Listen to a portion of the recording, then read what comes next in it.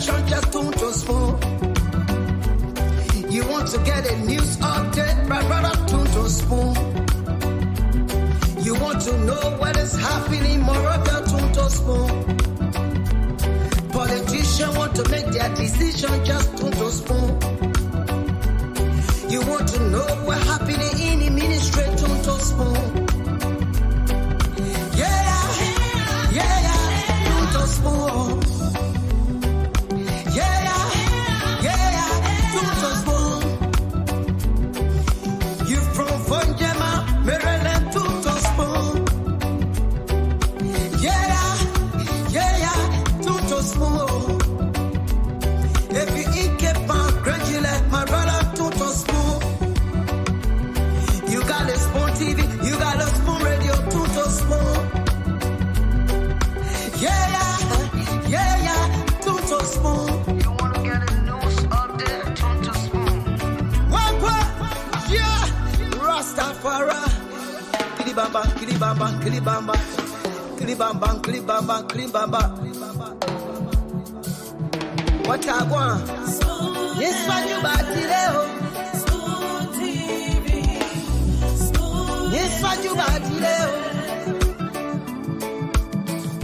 Spoon. Spoon TV. Spoon. Ba-da-ba-da-da-da. Spoon. Skibidi-bidi-da-ba-do.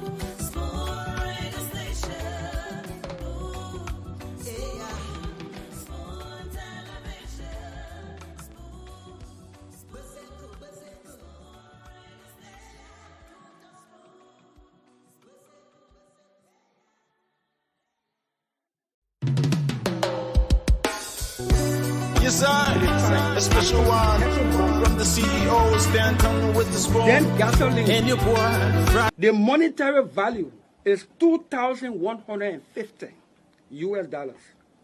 This time they don't give you gasoline coupon in terms of the gallon. They give it to you in a dollar, whether that's $5, $10, $30, or $50. So the monetary value is $2,150 US dollars. When you put these sums together, the US dollar component, it is 15,000. I am not speculating any longer. And I am not saying it is around or close to. I'm not saying it in between or around or on a. I'm giving an exact figure.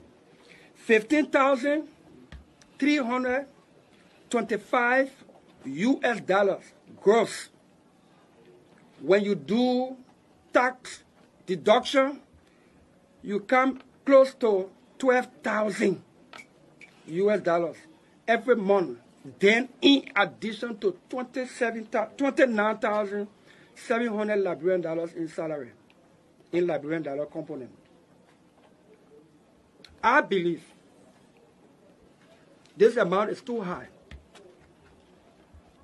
It's too high. We should cut it down. And that is why I am taking 5,000 US dollars out of this amount and returning the rest of the money to Moserado County so that the people can determine what they want to do with it in terms of humanitarian and other developmental needs from the 17th. We start by making sure those people that we bring to cabinet are people of integrity. And secondly, want to make sure that even beginning with myself, we'll declare our assets and want to make sure that this is well known, the purpose of coming to government to know that it's public service. And if you are not ready to serve the public, you can go elsewhere. But we want to make sure that we start on a clear note that the people of our country stood on line, they protected the votes, not to bring a team again that will do the same thing that other people are doing or worse. So it's a clear message, declare your asset, make sure that we are prepared to audit the outgoing government so that they tell the Liberian people of their stewardship, and to make sure. Saw the Senate in church at the World War Mission Church in Gambasa County. The Senate was in church. Senator Sarah Joseph, Senator Lauren, Senator Dillon, Senator Ellis Tyler, Senator Prince Moy, Senator Daba Fabla, Senator, you name them. We all were in church. We made a contribution to the church of $10,000 US, even out of the amount. $10,000 US. The Senate. Let me come back to the question Tama asked relative to one of your colleagues, Senator Amara Conan. Yeah, right. And he posted, and after Martin came up, and he said that he was taking some money back that he felt should not have gotten. What exactly was that? What money did he get? What money did you people get out? He felt that it was illegal and he was taking back. So the thing is simple. The question is not for me. The question is for our colleague Amara Conan to say what money he received and what did he take back and where's the evidence that he took it back. Listen, journalism in the country. So now you post on social media, your friend carry money back, what you want to do? So Senator, can you state for the record that you people never... For the retreat? Yeah. We didn't take money. For the retreat? We keep saying, we didn't take money for retreat. How many times Prince Moy, you know, when people don't believe people, anytime you say something, they don't have time. What put mine is made up. We did not get money for the retreat. And I'm sure that's what Amara probably has understood. That is why maybe he has not refunded. Maybe he did, but I haven't seen the deposit slip. Because if he refunding money, government money, there must be a purpose and a line item from the budget that you return. Maybe he's got a clear understanding. Maybe he deposited it, and he's giving the deposit slip. Maybe he has gotten the understanding, he has not refunded because we did not get money for the retreat. So in the same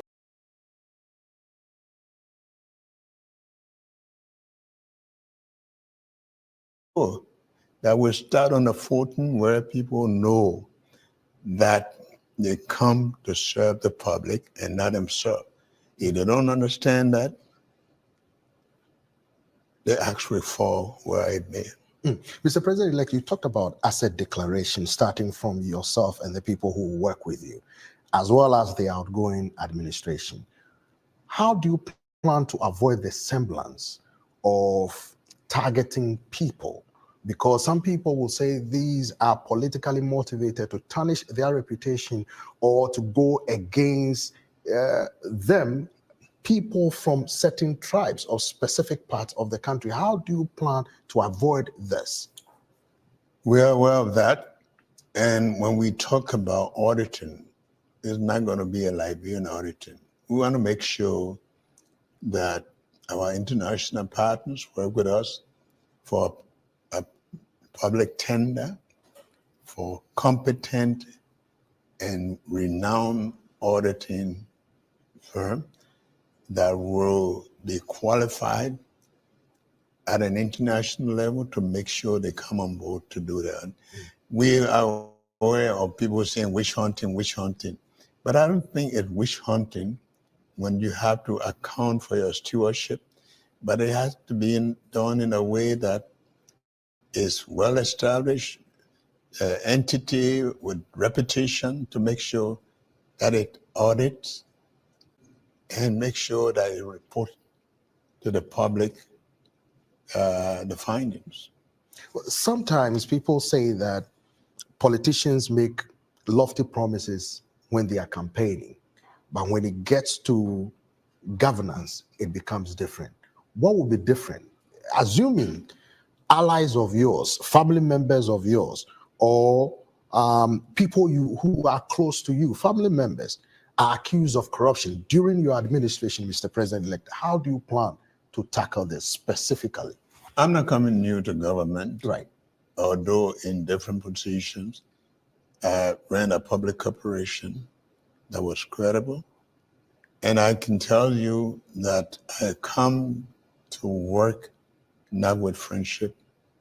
I have friends, but there is a clear line of demarcation between friendship, family, and managing.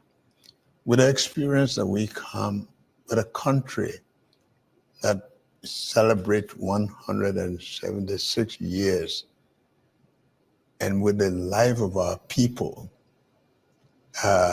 living below the poverty line, I don't think we come into government again to start thinking about family. At the conclusion of this press briefing, we are going to be publishing the assets of His Excellency Joseph Imam Boakai. So the publication will be done as the conclusion of this, and I can let you know now that the President has given us the authorization on today, Friday, June 21st, at this time, to inform the Liberian people his interest of publication is stem from what he stood for from day one on the line of integrity and in showing that corruption is stem, and he will let the Liberian people know what he has. And obviously his interest is not to acquire anything out of the ordinary. He will be the legacy president that he will be, and his interest is to make sure that Liberia becomes a better place. So thank you again. National community that were reminding us to make sure that we don't break the rules and regulations. They are still there. And we have to respect the laws of the Republic. That's what we did. When I was in power, when they tell me that, no, this is a tenure position, you cannot move the person until the tenure expires, so be it. That's the law. We can break the law. So I hope that the government will take heed. It's important to respect the law of the Republic. We're not a democratic period. So we need to respect the law. All we look for is to respect the law, and that's what we did. When you are angry and you elect the wrong people, thinking that they are the saviors, is wrong. You understand? We were in opposition before. If you employ poor people that have the minimum, and somebody come to power and believe that because they associate with other people, they have to be taking on job, this is very bad. That's not good. No leader can do that, you know. And what, $50 job, $100 job? You mean the government that come to power, that came to rescue, cannot even give a $50, $100 job, lead a citizen on that job? This is wrong. It's wrong. It be everything that they're doing wrong, and we know that. You know, but again, the peace of Liberia is the most important. It's the most important, and that's why we in accordance with the law. You know, this is wrong. People supported the Unity Party, I came to power, I left them there. These are citizens of the country. But you can employ a Senegalese man and you refuse to employ a Liberian. Is that what it is? No, it's wrong. It's wrong. Everything that they're doing is wrong. Maybe the disrespect is wrong. Breaking our laws is wrong. And the old men know that. Waka know that. Waka know that. When we were there, the Bwaka, we used to go to him, even fee Bwaka because of his title. You know what I'm saying? Make him comfortable because of a title. But you see what he's doing. You get a lot of gangsters around here and thinking that Liberia is afraid of gangsters. It's a lie. It's a lie. Always kept the peace of the Republic of Liberia. Okay. During Ellen time, kept the peace. During President Dota, I kept the peace. Amos Soyota, I kept the peace. Chastilota, I kept the peace. I have never broken anything in this country. I work for peace in our country, and I'm on record. Even the United Nations know that I work for peace. So I'm not trying to break the peace. What I'm telling you that those people that say they came to rescue us, they are breaking the laws of the republic, and it is wrong. If you can't see it, it is wrong. It is wrong. Because in the government that I serve, tenant position was respected.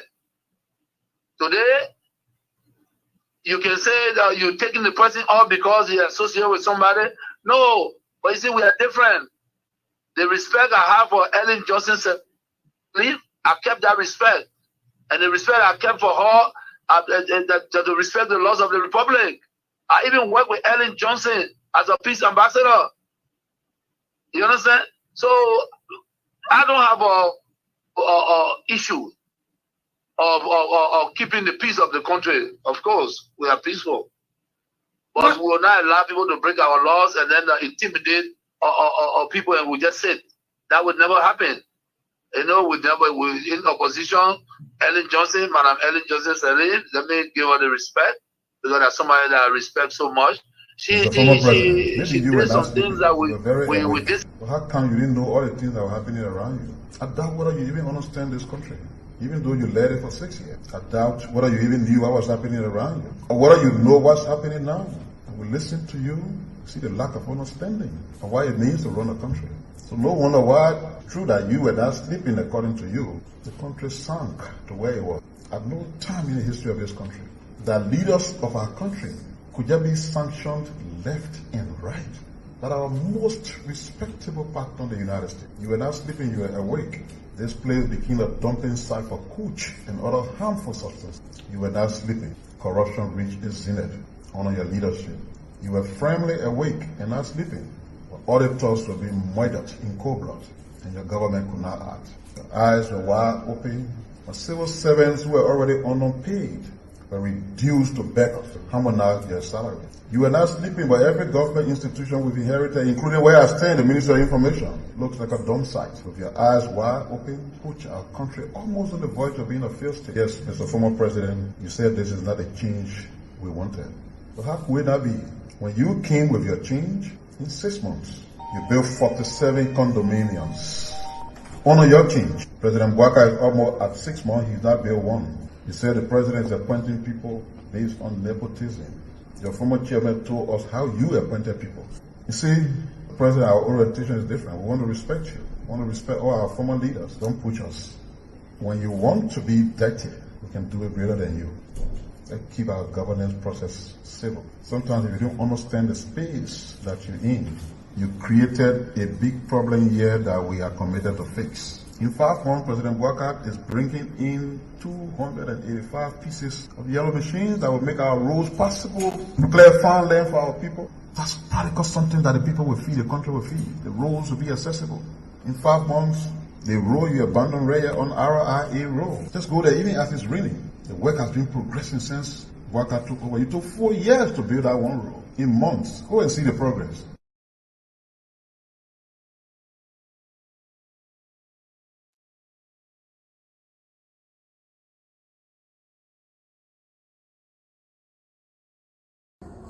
Today, July 3, today, July 4, thank God a big day, American independence.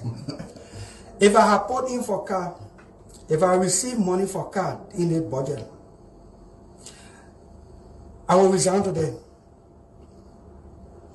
If I don't resign today, if anybody show proof that I have put in for car, I have gotten car or I got car money on the budget for the 5,000 already. If I don't resign today, I am authorizing Monserrato to protest against my being in the Senate. If anybody show proof, and it is proven as of today, that Dillon has received money for car from government, 45,000 in his budget, and that he take the car, he take the money. Or senators, I gotta be careful so that I want to be clear with myself. That Dillon has received car money under this budget. The Southeast Corridor, leading from Ganta City in Nimba County through Grand Jide, River G, and onto Maryland County, has been in terrible state. The corridor has been abandoned, making it almost impossible. Neither Charles Taylor, Ellen Johnson Sirleaf, nor the WIA regimes could help the people in southeastern Liberia. According to research, the distance from Ganta in Nimba County to Maryland is more than 400 kilometers or 254 miles. To travel by car, you need approximately 570 minutes or 9 hours to conclude your journey. As we traveled over the weekend, we asked some motorcyclists about how this road condition looked like over the last 20 years from 2003 to 2023. Then close to land, no beach, you can see highway. On the highway where you face now? Yes. No, the way it feels. How many hours? You go right, sometimes you can make 2 hours, 3 hours then. Before, if I pick up from Ganta to Swaju, I used to spend 2-3 days on the road before I can reach because of the condition of the road. Before, if I pick up from Ganta to Swaju, I used to spend 2-3 days on the road before I can reach because of the condition of the road. Despite those terrible experiences, the current administration is changing the story of the Southeastern Corridor. The road is now in good condition. Vehicles are no longer getting stuck. Fare of transportation has drastically reduced as the people are once again commuting freely. Sometimes you can make 2 hours, 3 hours then. How much you use charge to carry passenger then? One person then, 100,000 then, 9,000 then. So how much you charge? It will go down. You can carry for 6,000. From Ganta to Swaju, sometimes I spend 4 hours, 30 minutes. How much you use to charge people to go by the time they go far? Whether I used to charge each person from Ganta to Swaju 10,000, 8,000, 9,000. So how much you charging now? Right now, from yesterday, Ganta is 5,000, 4,000. As a result of the road condition, smaller vehicles are now accessing and moving freely into the southeast. Motorcyclists Lawe Dolosin and Alexander Dua, two of the longest serving cyclists on the Ganta to Zwedru and Tohapo Highway, were thankful to the government for the intervention. The road is better right now. Everyone we are enjoying the road. What I would say to the government right now is an appreciation. Firstly, I let us say things appreciation to the government because the first time when we used to leave from Ganta to Swedru, it was not an easy job, brother. Difficulty on the road, it was very bad. But you can see now, as for me, if I take passing from Ganta to Camp, I spend 4 hours, 10 minutes. Our self-formation shows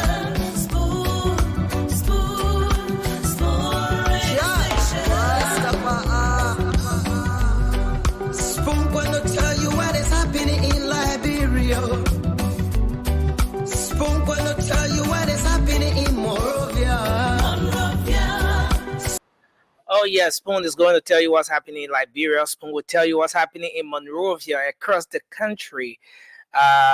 And this is where you get authentic information. This is where you get the news. This is where you get to interact with the newsmakers. This is where you get objective analysis on the trending national issues every single day. This is where you get all of the updates. And I'd like to say welcome again to another edition of the program. This is the late night show, the late night politics on Spoon. We're here again live across the Spoon network, Spoon 107.5 FM, Fabric 101.1, Super 95.5 FM.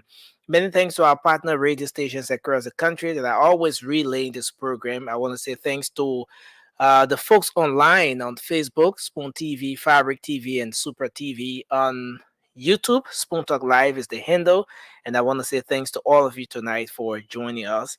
Let me go across the table. I'm Nelson Colette. I kindly share the program as you come on tonight. It's going to be a fascinating discussion here. Let me go across the table and then bring in the rest of the team. I see Moba Zoka is here. Moba, welcome to the show, man. It's good to have you on tonight. Thank you, Nelson. Thank you. Okay, so let me bring Raymond on. Mr. Raymond Zeze, welcome to the show. It's good to have you on tonight. It's a pleasure to be here and discussing the Liberian people issues. I see Desmond. Desmond, welcome, man. Thanks for joining us. Desmond already getting there with you. The message they're playing video all day, you know. Desmond, welcome to the show. I It's think good to have you tonight. so. I got my thank you, Nelson. I have my birthday in 2 days. I think I need to cut my hair. Yeah, I need to cut my hair. you need Yeah, to I'm cut the looking hair, very but okay. it depends. It I can depends the call them. intention. You want me to call You think I can call them. you think that I can Yeah, I call want you kind to of cut my hair. haircut? I can call kind of haircut a man won't do. You When you better won't put pot on my head, you won't put a pot on my Hair head. You the on razor call. blade around it. Like brother hair on call. thank you. No, But but it's yeah, good Nelson, being here tonight, man. And happy it's good to be birthday in here tonight. advance. Happy Thank you. birthday in advance to you, Desmond. Happy Let pre-birthday, me brother. let me bring Mr. Javate. One lawmaker saw me the other day at the Senate. The man say, my man, who that other man call friends say that can be yelling at us? The man never French it. Brother, you shouldn't get drunk. Me, every day I can prefer to get drunk. Friends say you gotta slow down. You gotta slow down. The lawmaker said, but I like it. I like his energy. But how the man can be yelling at all that? Like, you gotta tell the man to slow down. And slowing down, they do well, do right by our people. Until they can change it, like brand post story. Yeah. Change your story to what? Glory. But it's good to have you on Don't tonight. change your own story with a law, we're gonna change it. It's a great thing that we're here tonight. I want to welcome everyone, and I want to welcome our folks across the internet and Radio Land as well. I think we can start the show. Let's get straight into it. Yeah, Desmond, you're right. I was actually making some adjustments in the background, so I had to have those clips coming through as I fully adjust to come on to make sure that we get started. But it's a good thing that we're here now. Time is fast spent. We are going to go straight into our opening, but let me recognize a few of the folks in the comment section. I see Jerry Gitawe, Newman Taylor, Maurice Jabate is here. I don't know if he's related to Francis. I see Sylvester Cholope. Sylvester Cholope of our staff. Yeah. I see Watubi. Yeah. Lofty Bondo, our own sister, Elorna and Nora Barkley is here. Emmanuel Takbajwa. This is the name that gave Desmond some real good time. Alice Band is here. Eric Michael, Alaska Peter, our own Marie Ketor. He said they think ahead. I don't know what thinking ahead, but Marie, thanks for being here tonight. I appreciate you, J. Alaska Peters, James, Josephine Wilson, and I see everyone, man. I want to welcome Alfred Konowa. Yes, thanks for being here tonight. Lai Kamara, James McGill. The names are just so many. Stanley Young, Sabatu Young, Vakabina Maju Ture. Thanks to everyone for being here tonight, folks. I think we can go into it now. Let's see if we can do our opening. A lot is going on in the country, and we're a little bit into the time, so I think we can kick the ball rolling now. Let's do our opening. What's on your mind? What is it you want to talk about? Your opening just not true. Wow, what in like what say? We first cousin. Well, first cousin. You're my job, your first cousin. I never know it. My job, say he had one surprise. he had one surprise for Yeke Koluba. So he saw me in the corridors of the Senate the other day. He said, "My man, I got one surprise for Yeke anyway." Let leave that one. But welcome to the show, guys. Let's do our opening. What's on your mind? 1 minute. I see Remo is adjusting his microphone. No, I sent you a video when you play it for my opening. Okay. I hope it's on. Yeah, but I'm not seeing it. Can you resend it to my WhatsApp? Yeah. Or maybe you could just drop it in the chat when I can pick it up from there. But welcome to everyone. Too many things happening in the country. The first thing I want to talk about is that okay, but do your opening first, then we move on to the updates. Moba, you want to kickstart? Yeah, no problem, Nelson. Thank you, and thank you to all our listeners on Radio Land, Facebook, YouTube, whatever media you are watching from. We say thank you. Nelson, today is one of the historical days in our country because the president uh, launched the agricultural agenda for the country, which will last up to 2030. I mean, will not even be in power, but it will still be there. And we look at a lot of people who criticizing this government. I think the thing that like they should be talking is the development of this government. I mean, the lot of development the government is bringing. We talk about agricultural agenda. Today, you listen to the president. He said it will be more laws for every sector, every farmer will get a benefit. We get benefit to make that farm to produce that crops.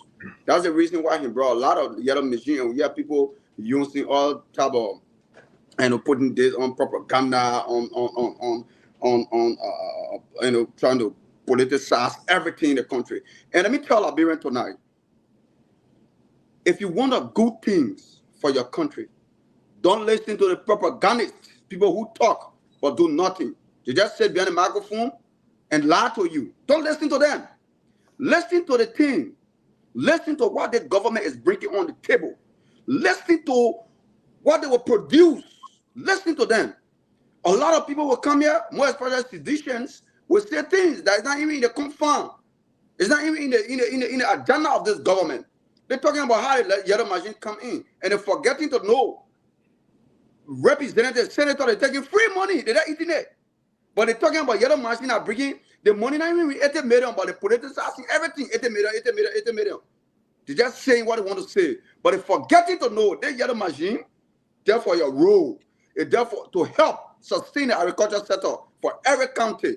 But they want to politicize it. You shouldn't listen to them. You're listening to what the government will bring on the table. Because all they want to do, they want to come, manipulate your mind so you can go against the government. Say things that will get you angry. And they will say, okay, you know what, I want to bring protest. And you get on the street to protest against the government. Don't listen to them. Listen to what is in the message.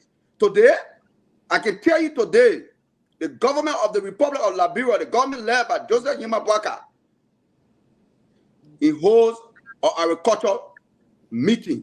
And that meeting was all about developing agriculture in our country, modernizing agriculture, producing our own crops. And that's the reason why we all will support the government in a positive way. If they do wrong, we'll say it.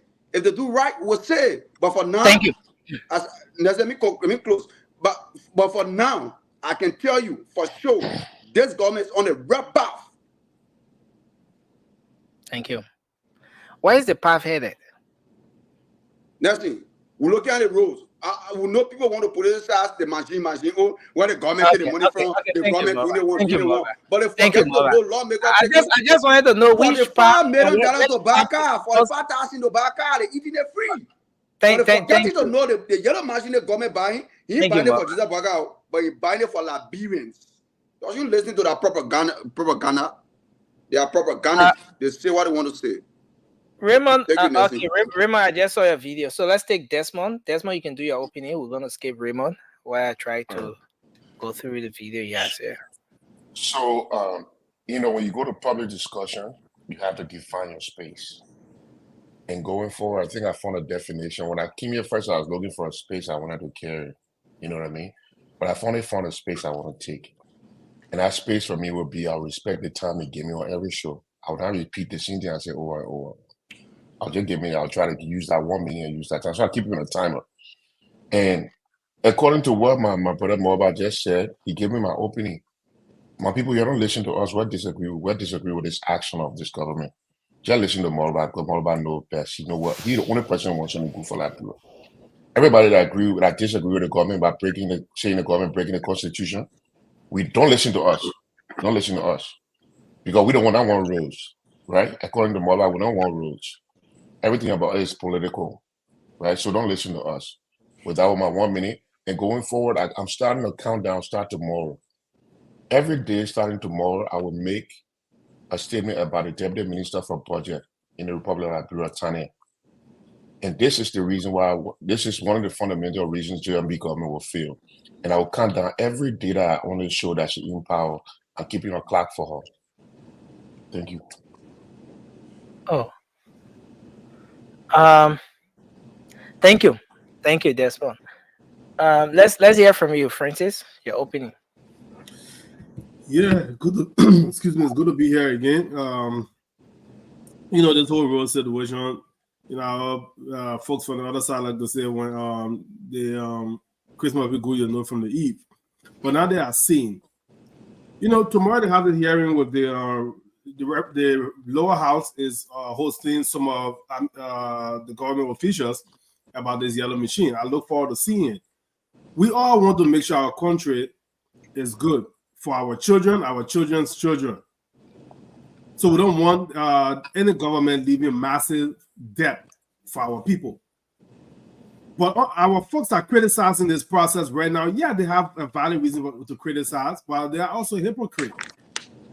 Because they are not saying anything, have not been saying anything. When you look at all of the concessions and all the contracts in this country, since any time, some people have 50 years, 30 years, 20 years. It has somebody got 50 years. You can have, I don't know how many grandchildren. And those same company not doing anything for our people.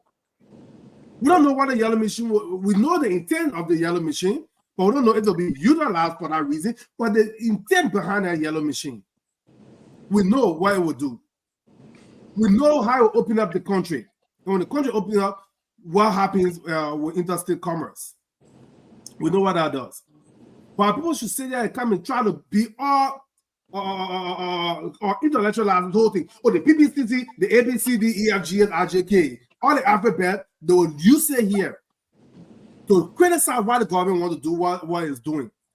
But let me tell you one thing, the Liberian people are sick and tired. So you can use all your book that I left from Satya. The Liberian people, once they see that truck, they put it in here, they can get money. The people that put that what their life is affected. The motorbike people that are in that video talking about how their time has been cut more than half in distance. Transportation costs reducing. Y'all been speaking a book on Capitol Hill and on the platform like we're doing here, but y'all might be paying $5,000 for transportation for where they used to pay $10,000. Then you go tell them, oh, you follow A, B, C, D, E, F, G, I, J, K, L, K, P, P, C, C, and see what happens with your lawmaker the next election term. We all want to make sure our country is law-abiding, but if the people are there already stealing and being given all these contracts to people who are not doing anything for our people, and now you want to talk about finding the right channel, we'll see. Thank you. You mute, Nelson? Oh, you on the phone? Yeah, okay, on the Nelson account. Yeah, Raymond, they may play your video, right? But look, guys, Idioma won. Okay, guys. Thank God not left for your one. Thank God not left for your one. Thank God not left for your one. Yeah, I'm sorry, guys. Thank God Idioma won. Now I say thank God not left for your one. Thank God not left for your one. You don't have the power to do it. No president has the power to do it. Let's start the show in peace. Let's start the show in peace. Raymond, imagine Joey saying that. I'm looking at your video, but it has some soundtrack. You know, the copyright thing is something that Facebook takes seriously, and so. Okay, I will speak for myself then. But I think it's talking about Africa being poor. Why is Africa poor? Why is Africa poor? What's the poorest country in the world? The guy. So it's a perception versus reality issue. Okay. There are a lot of people who are very ignorant to what Africa is, and they refer to Africa as a country. And all they know about Africa is the wrong propaganda that, like I went to Japan once, and a girl was like, can we talk about Africa? And all the videos and photos she had to show me was by the Maasai tribe, Sudan war, and everything. And so I opened my phone and I started showing her the nice pictures that I took at places at Boulevard Palace Hotel and other, even my own apartment that I had in Liberia. She was like, oh, wow, you're rich. I said, no, I'm not. So Perception versus reality, the same with the yellow machine. Everybody who's criticizing the government and saying it's the break of law don't even know the entire procedure. Why and when. There's a lot of unknown than known, but yet people will be hasty to jump to a conclusion. And when you jump to a conclusion without the actual information, you might just be wrong. And so I'm urging everyone who's hasty to pass judgment to exercise some caution. As much as I want the rule of law, I'm aware that the rule of law, the essence of the rule of law is to safeguard and protect society. There's always the spirit of the law. So when you emphasize the rule of law, you should understand that's the purpose. And when you talk about the law being broken, somebody might be injured by that action. Bringing machines, you should know that there's some level of corruption, somebody's benefiting the money. You can just imagine it and make it a fight. No, fights are not generated by imaginations or suspicion, you know? And it's fair for a lot of people to have their suspicion. But when you argue the issues, speak that is your opinion and don't make it factual. So I look forward to tomorrow when the lower house will engage those actors and the Liberian people will come to know what's going on. But again, I want to caution every member of the lower house. Do not politicalize this issue because the Liberian people need roles. They're politicians, but they're the servants of the people. Their role is not politics. Their purpose is to serve. And they are elected as public servants to serve and not to politicalize the issues that affect the economy and the livelihood of the people. And government main purpose is to provide services and to improve the economic situation of the citizenry. If you cease to do that, then you're not working as a government. You know, the whole issue that has to do with politicizing situations, initiatives, certain developmental agendas of certain administration. I think this is something that's gone across from one administration to another administration. And you know, and that's the beauty of the fact that the media is evolving, and you have, even with the introduction or the inclusion of social media into everything we do now, it makes things even broader than what it were before. Now, you remember the Coastal Highway conversation that came up. It was being politicized.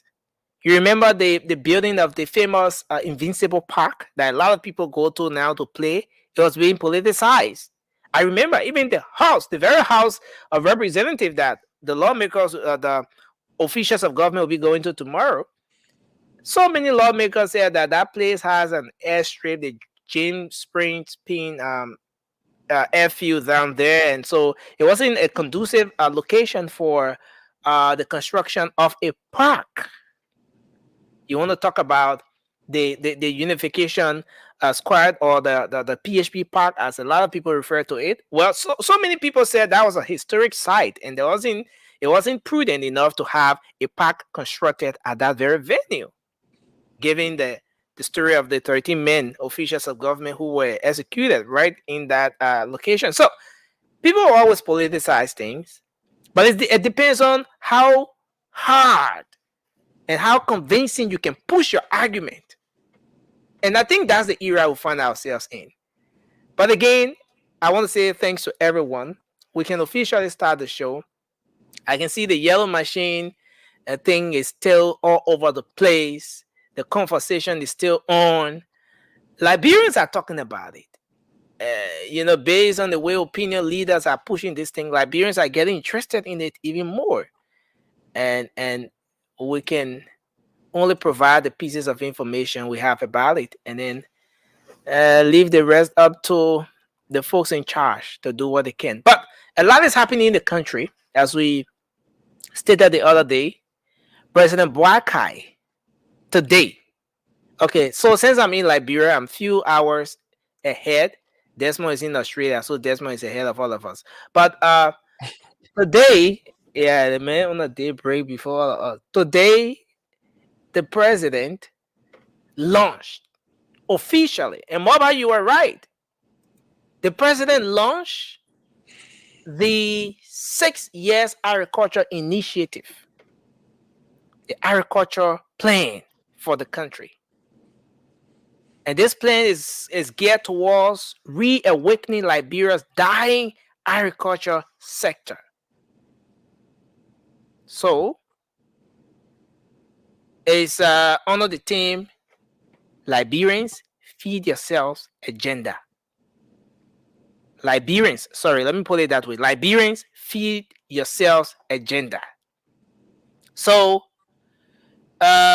this National Development Plan is crafted to address agriculture issues within the country in the space of 2024, this year, up to 2030, to reawaken the country's agriculture sector and to ensure that there is self-sufficiency when it comes to food production in the country. Well, the president was very intentional, or he came across as being very intentional about this particular initiative. He sounded very passionate when he launched this initiative. And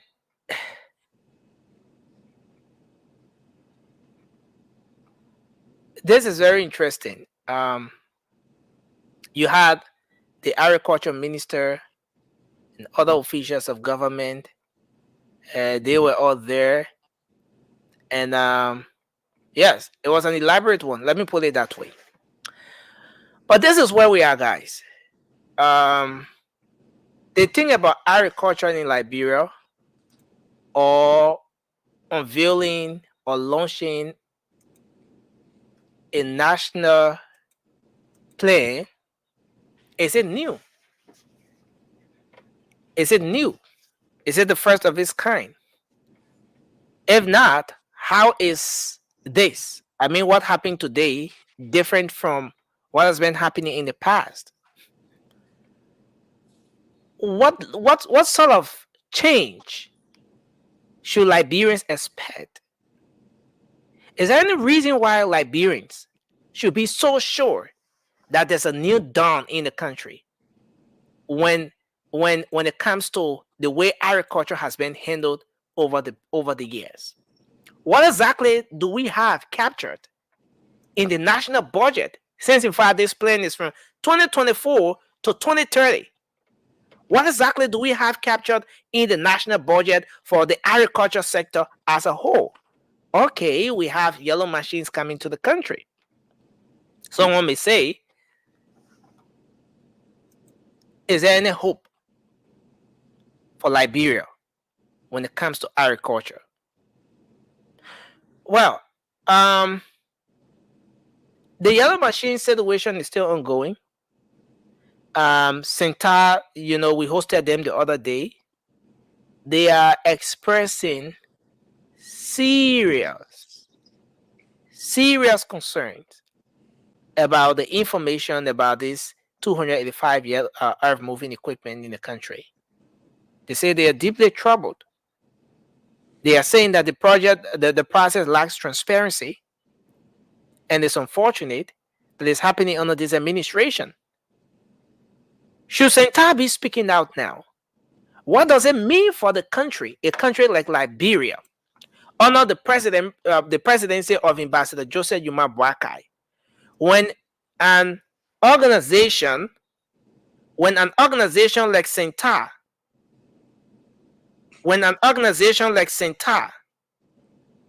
starts to speak out? Now, one thing I want us to take into consideration here is that Senta may be a small organization here in Liberia. Vasco, welcome to the show. But Senta is the local chapter of Transparency International. This organization collects data and comes up with annual ratings of countries around the world relative to how they're tackling or fighting corruption across the world. Liberia was on a very good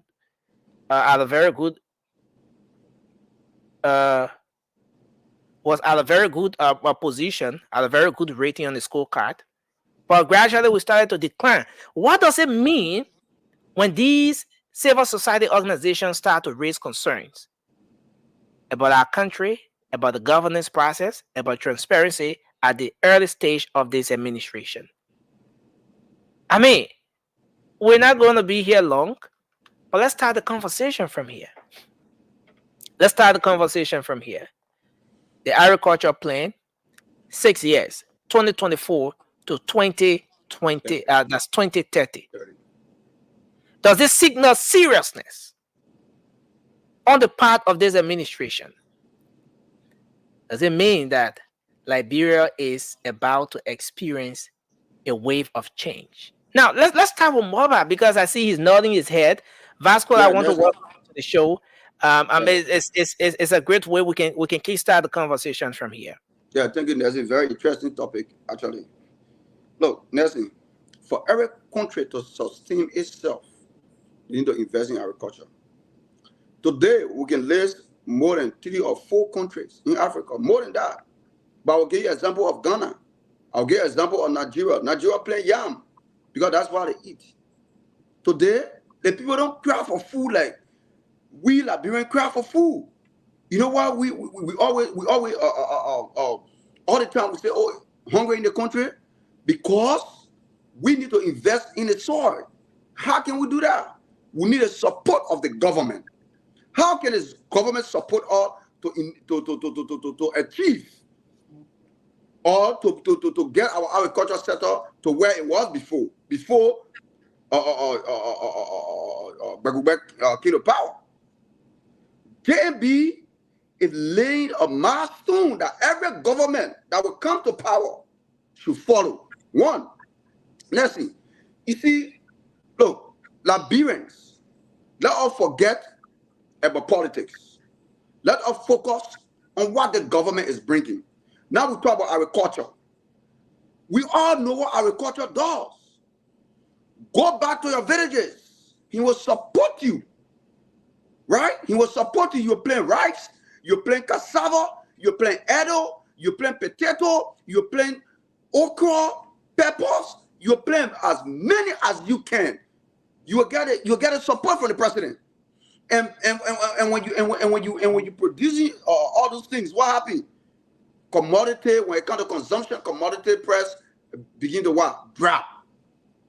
And you see a lot of people be able to afford to every sector of the market. So I'm looking at people politicizing the end. It's not even starting, or it's not even any. The end is starting from 2024 to 2030. So any government that comes into power, they should invest in agriculture. Because for every country to sustain itself. But 2024 to 2030, I think government will be in power. Yeah, but nothing. The government will be talking about election. Okay. We're talking about election. So we talking whether they win, we don't know. But for every nation to sustain itself, for every nation to develop itself, it needs to be self-sustained. Mother, you know, someone may be concerned talking about the launch of an agriculture plan, an agriculture agenda for the country. We saw Vision 2030, for example. Mm-hmm. We saw the PAPD agenda. Vasco is here. You can speak more about that PAPD agenda that talks about elevating, or what was the word they used? Elevating or resurrecting about 3,000 Liberians out of poverty annually. 1 million Liberians out of poverty. Don't cheat the people. They said 1 million Liberians out of poverty. Don't cheat the people. Listen, man. So at the end of the day, we saw all those agendas. Look, Mobile, we saw all those different agendas coming up. Mm-hmm. Yeah, Nelson, we agree. This is not strange. How is this different from what we see in the past? Nelson, we know the past government to be why was we want to war our use on them because we know the past government to be a liar. They lied to the extent that they could not even able to live on their faith and talk anything where it kind of campaign. All they were used to say, oh man, when you get power, Jeremiah Kun and Prince Johnson will run the government. That was that campaign message. Because they could not look at the Liberian people faith and say anything sustainable so that they can vote for them. But when you come to JNB Ajana, we all here today. Next thing, you can mark my wall. It will happen. We talk about technology, equipment. The last time they don't emphasize on it. You say when they went for the summit, I think in China or South, I think Korea or China, they now went there to go get it for them to get their money. They went and talk to the people to invest in their country on different sectors, and they're working on it. They don't say one already started. So we will not come here and just say things that we end up people, the government that go say, you know what, we come in lie to y'all because we want vote. No, we closer to election time. But what we want for the Liberian people to understand, what we want for them to know is that the yellow machine, everybody complaining on CDC News are propaganda. They want one campaign on yellow machine, and it will not work. Because the matter of fact is the yellow machine there to produce for the Liberian people. It's not there to produce for Joseph Baka. It's not there to produce for Jeremiah Kwankun. It's not there to produce for senator or legislator. It's there to produce for the Liberian people. So as people talking about how it came in the country, end of the day, what you have to focus on when we talk about law, you see today Rwanda. I can always emphasize, I can always give my example of Rwanda. Rwanda not get a damn about anything. All they do what the president said this. They initiate a method. They initiate what he said because end of the day, in the interest of the people of Rwandans, in the interest of the people of Rwanda. So end of the day, the people benefit. It's not Paul Kagame. It's not Paul Kagame benefiting. Let me conclude by saying the next thing. It's not Paul Kagame benefiting for what is happening in Rwanda. It's the people who live in Rwanda benefiting. So if anything Joseph Imabaga does honor his regime or do honor his regime, the Liberian people benefit. So all we want you to do is to relax. Let the machine come out. If the work is not being done, then we can come in and criticize the JNB government. But as for now, the agenda that I read today and I went to on our agricultural project is 100%. It needs to be supported by every Liberian who means well for Liberia. It's not to politicize it. Thank you. You know, I'm gonna put something up here, and this is very important for this conversation. But Raymond, go ahead as I try to. So Nelson, is fair enough for every Liberian to be critical and ask some reasonable questions. But we elect government to guide us, to stir our affairs. And one way government does that is to have platform, set agendas, goals, what they want to achieve in their leadership. And we know during the campaign, this government had a arrest agenda where agriculture is paramount. And any nation that cannot feed itself is a poor nation. All the nations that can feed themselves can start developing to become developed. And Liberia is among the poorest nation of the world. We are the 5th on the list of poorest nations. So the 4 other nations in the world are poorer than us. So these are practical measures to take us from poverty. And they say empty bag can sting. A hungry man is an angry man. Do we deserve to be hungry when we have all of the resources and the weather and the soil God gave us and the vast rainforest? No, so it takes a leader who has vision.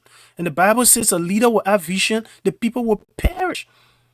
And when you have vision, you set goals, you set agenda, you set milestones, you have strategies.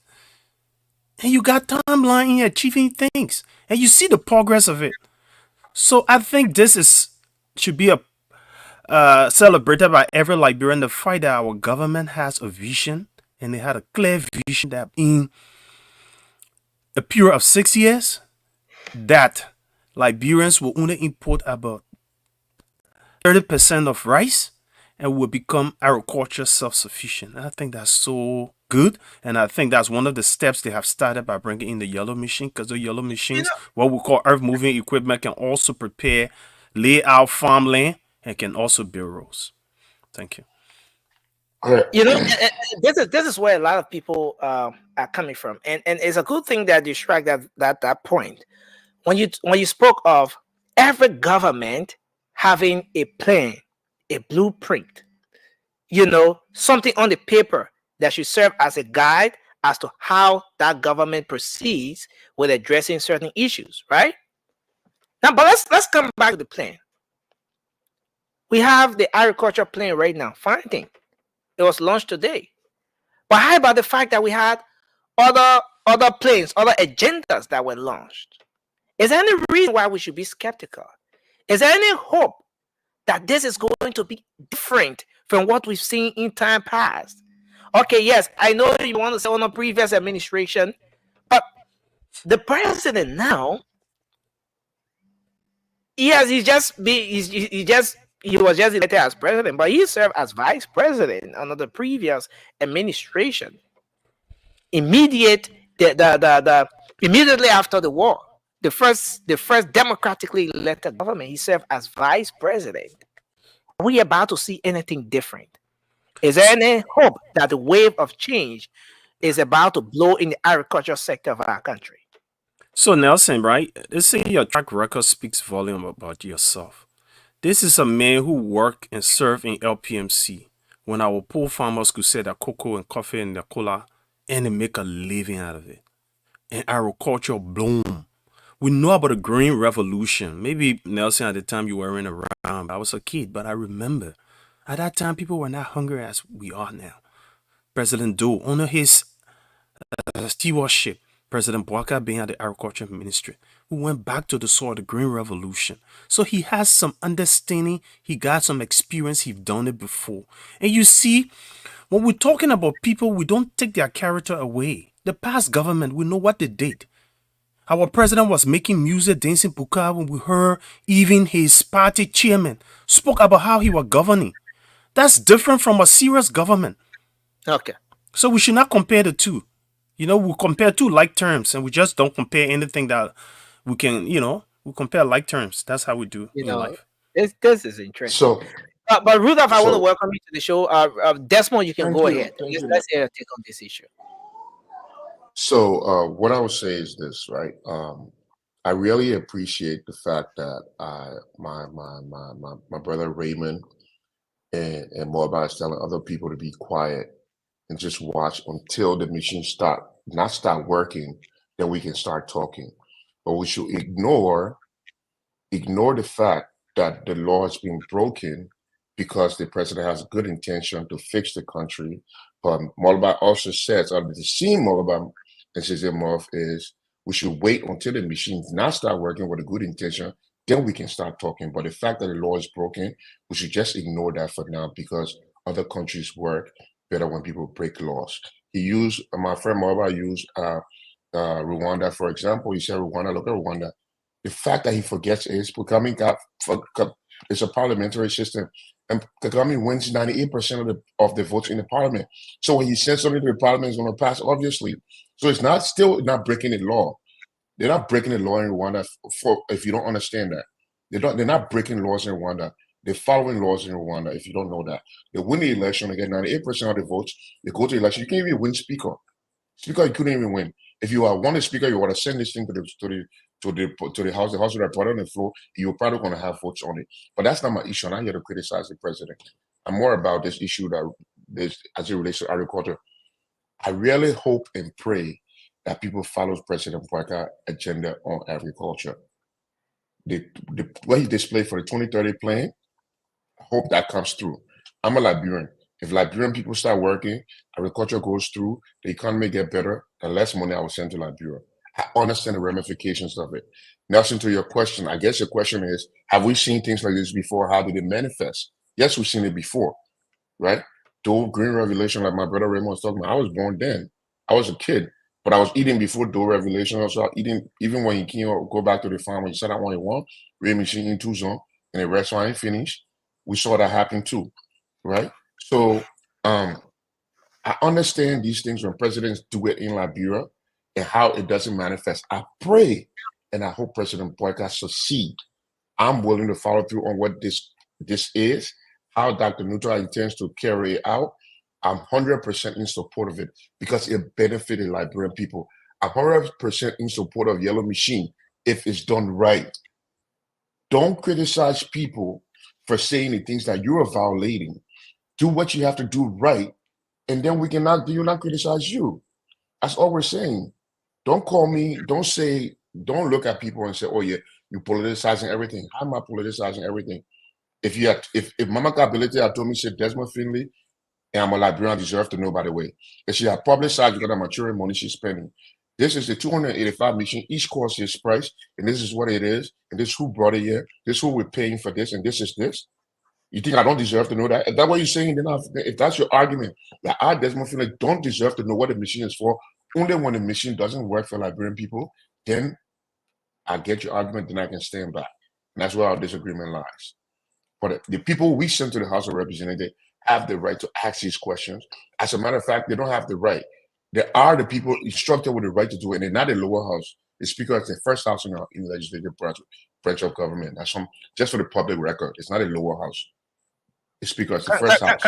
Come again with that. Speaker, it's not a lower house. It make the Senate just be called Senate, but it's not a lower house. The speaker is in line to the president. He's the first person in that building in line to the president. It's not the pro tem. Yeah, we know the speaker is the next in line after the vice president.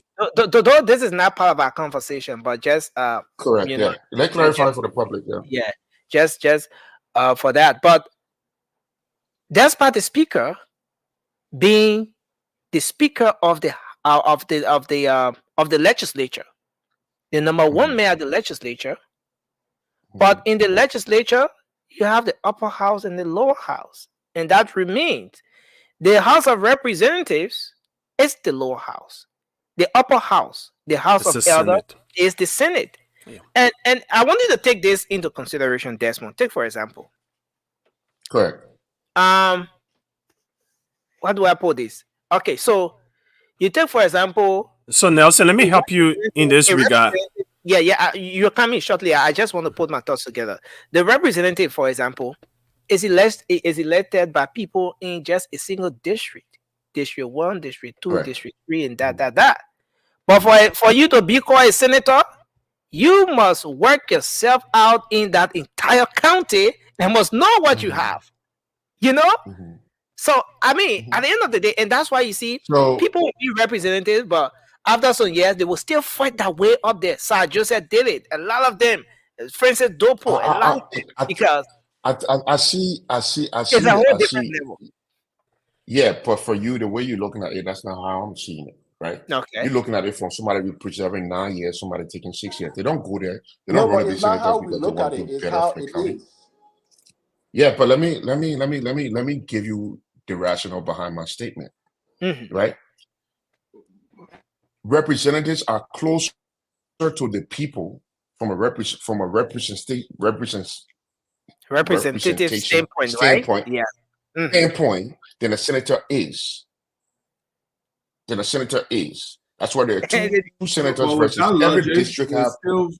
Without logic, representatives represent a few group of people. Senators represent a lot. So let's just leave this topic. You know what? Maybe we're gonna take up time on. No, you guys win. You guys win on that one. I take it back. You guys win on that one, and I'll move forward. But the point here being is still this: if Moba and Raymond believe that I, Desmond Finley, shouldn't know how much money Joseph Barker by Ascension through Mama Ability spends on things in Liberia. If I don't have that right to know, then they win the argument, and I stand now. Thank you.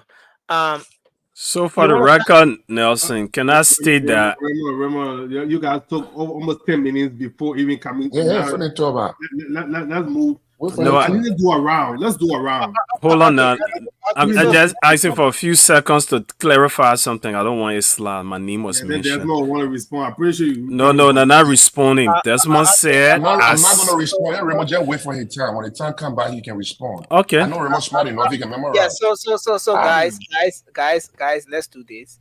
Let's complete the rounds, and then if you have information or any clarity you want to make, you want to ingest or whatever, just jot down your point.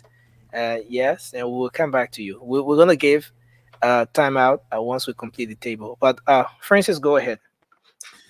Yeah, this whole thing, agriculture plan I was put out today, it just bringing things to full circle, right? We all complain that Montserrat County is so. I think Montserrat County is like the third, fourth smallest county in the country out of 15 counties, but it has more than probably half of the population of maybe 2.7 million people, and that is crazy. And we look around us as when the sky spits small, flooding in Montserrat County. How can we decentralize the country?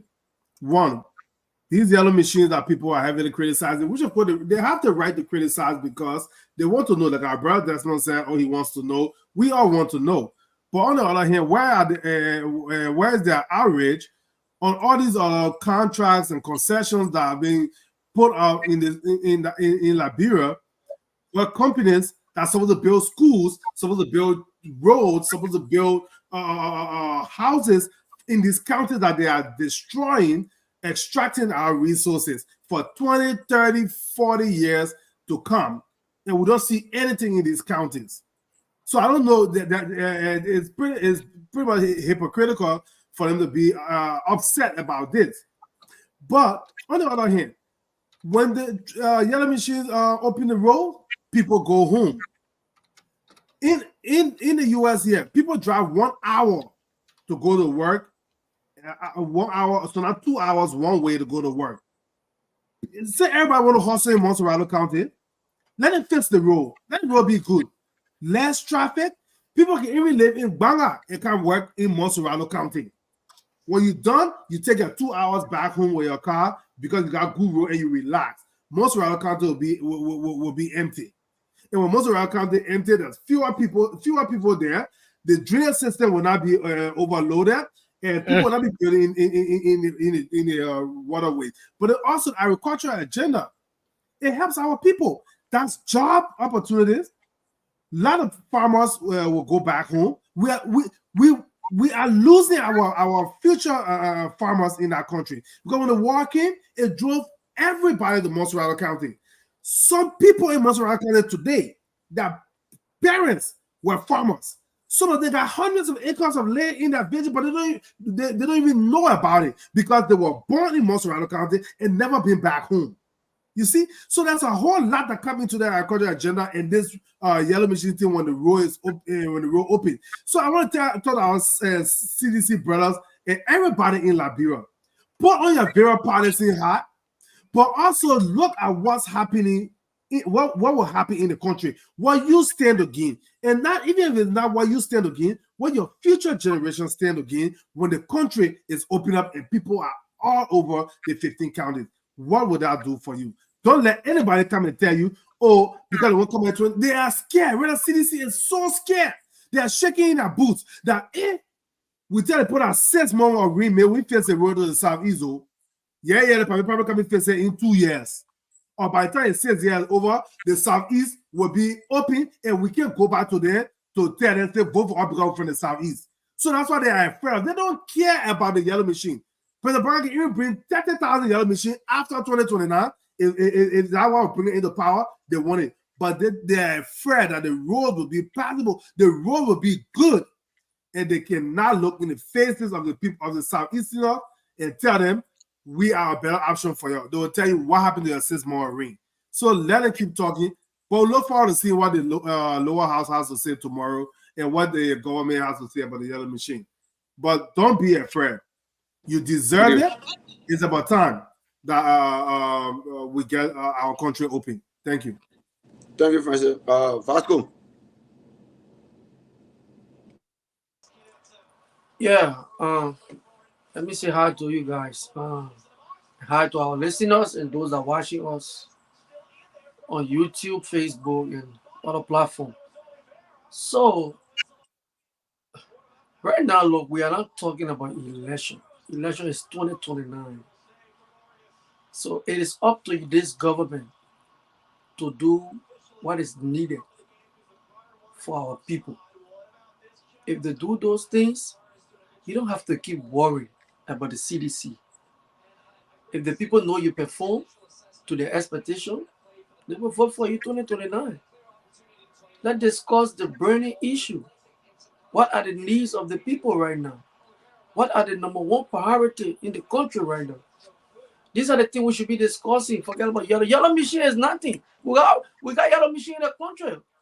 Those are the yellow machine are opening roads and other alleys and other places around the country. So the issue of a yellow machine, what we're saying here, and I hope tomorrow our honorable people will do the right thing.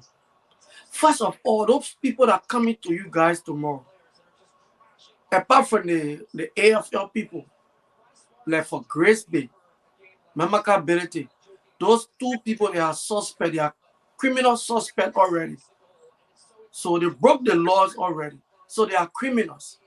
So when you invite criminals to the honorable house, there's a way in which you should treat them tomorrow. These people even coming to that house tomorrow but right, you should be inviting these people with their lawyers. That they shouldn't go back tomorrow for breaking the laws. Hold them in contempt. No, Liberia is a country of law. Why should you be hurrying to bring in development in your own country? Why? You guys are not seeing there's something featured in the whole yellow machine issue.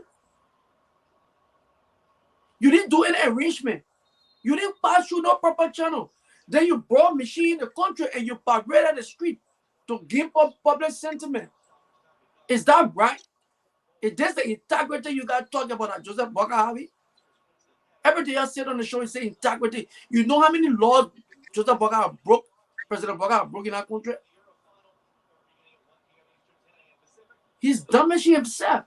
That's why I say, look, the president we're having right now, when they write and give him the paper, he don't read it. He just stand on the pulpit and start to read. I don't think he even understand what he can be reading. Because if their president can understand some of the things he can be saying, he will not go to Ghana and tell the Ghanaian people say he will build dormitory. Moreover, I think it's important that you put the main check. You don't address the president. The man is not insulting. Don't get your feeling. All kind of new criminals. My man, go ahead, conclude. I say Baga criminals. Baga don't understand why he can be reading. My man, conclude. You don't understand it. But do you think Baga can really understand it? If Baga understand what he can be reading, he will not go to Ghana, develop country like Ghana, and tell the person I will build dormitory for your maritime university. Vasco, you are highly protected. I seen people cause Joe. We are worse than that. So you are highly protected.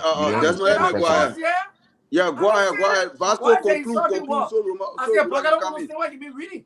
And today again, they brought a paper in from Baga to read. 30 seconds. The agriculture plan. The man talking, you're holding me. Don't do that. I'll lead the show. The way I will talk. Yeah. I'll lead the show. You also can talk. My man, go ahead, man. You're trying to leave. Don't tell me 30 seconds. How long they been talk for just now? My man, you been talking today. Man, go ahead, my man. Conclude. If I talk, you let me talk. Go ahead, conclude, my man. So they put a paper in front of him, they call it agriculture plan. Because he don't know what he can be reading. He said that agriculture plan from now to 2030, they want to cut the importation rate to 70%. Amen. These people, they are wicked to this old man. We understand. If you get an agriculture plan, fine. That's for me. I don't even want to discuss the agriculture plan because I know that dream. I don't talk about dream too much because I know that, bro. All the leaders are keen with vision. That agriculture sector we have in our country, they should stop lying to our people. Nothing you can do over there. The time you're supposed to start feeding yourself, you didn't do it. When your economy was almost compared to the economy of China. Even you are even bigger than China when it comes to rice production. You didn't do nothing. I think you had a smaller population. Now you have this kind of a population. Even the great country we're in here. You know how many rice they import in the very country? You can't lie to the people, say you will cut the importation rest to 70%. That is a big lie. That was the president don't know what he can be reading. Thank you. I can get plenty of instances as the show goes on. Thank you, Vasco. Thank you. Rudolph, go ahead, bro. You know, it is one thing to disagree with the president's policy, but it's a whole different thing to sit on a platform and address a sitting president as somebody who doesn't comprehend. That shouldn't be accepted or even tolerated. But I will go to my point. You know, I'm not a big fan of good intentions. I'm a huge fan of practical good deeds. But then, you know, Raymond says something about character or maybe past performance. I have read. Because I wasn't alive during the time that JMB served at the LPMC or whatever. But I have read, and from my readings, I have realized that during the time he was at the LPMC, JMB was contributing 50 million a year to the Liberian budget. So that in itself speaks to how much passion he has for that sector, for the whole agricultural sector and stuff like that. JMB was an agricultural minister. He did great, and at that time, that was when Lofa County was named the bread basket, because people were back to the soil, and to a larger extent, we could grow most of what we ate, if not entirely.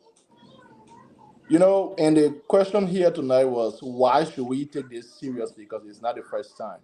Yes, yes, it's not the first time. We have had plans in the past, but like I just said, he has a track record.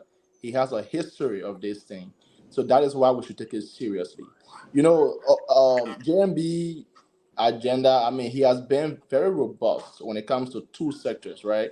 Or two things in specifics, which is the roads and agriculture.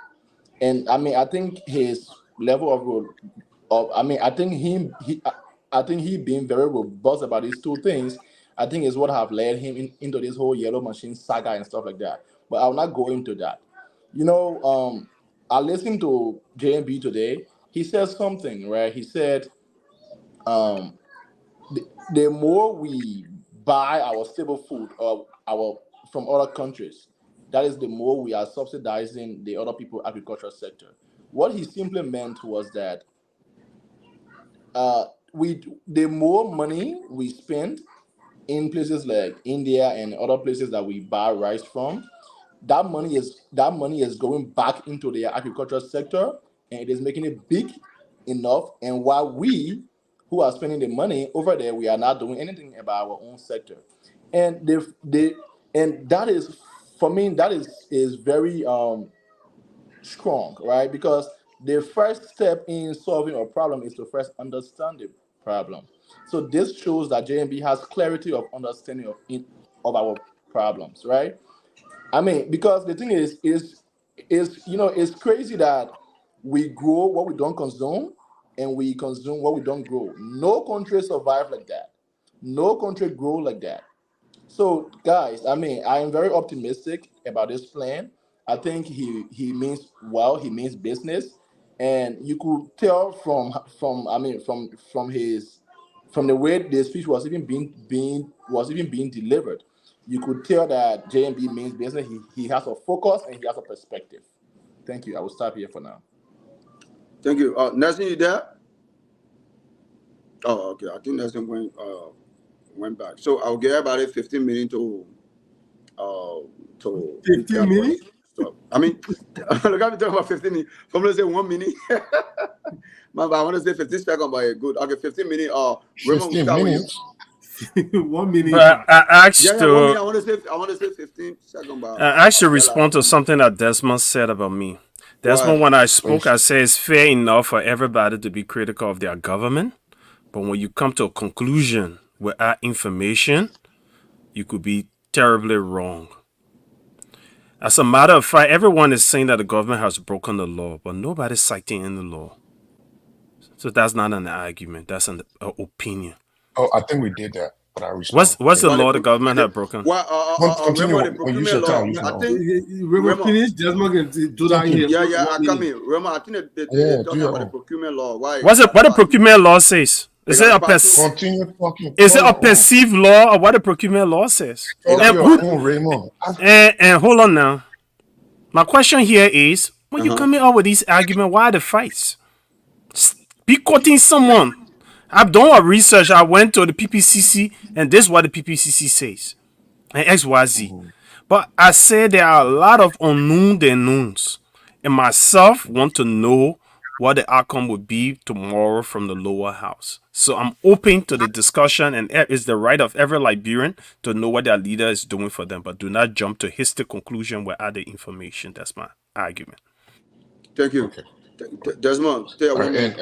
right, what I will say to Raymond is I'm glad Raymond now wants to hear people disagreeing, but he don't want to. I don't know how you disagree without arguing, without stating what you disagree with, or would you just wait for a conclusion? I don't think anybody has jumped to conclusion here. We're asked for one thing. At least I've asked. I'm not going to say we. I've asked for one thing here, and the only thing I asked for here was what Joseph Barker promised us before he became president: transparency, right? And I said it the other day on the show. And first, just kind of got it when I said, "Oh, we don't know if Mama got on the machine." Blah blah blah blah. The reason why I can make that statement like that is because Mamaka has left the space open for people to publicly speculate on however they want to speculate. That's not the job of government. The citizens shouldn't be figuring it out for you. You should be able to disclose this publicly.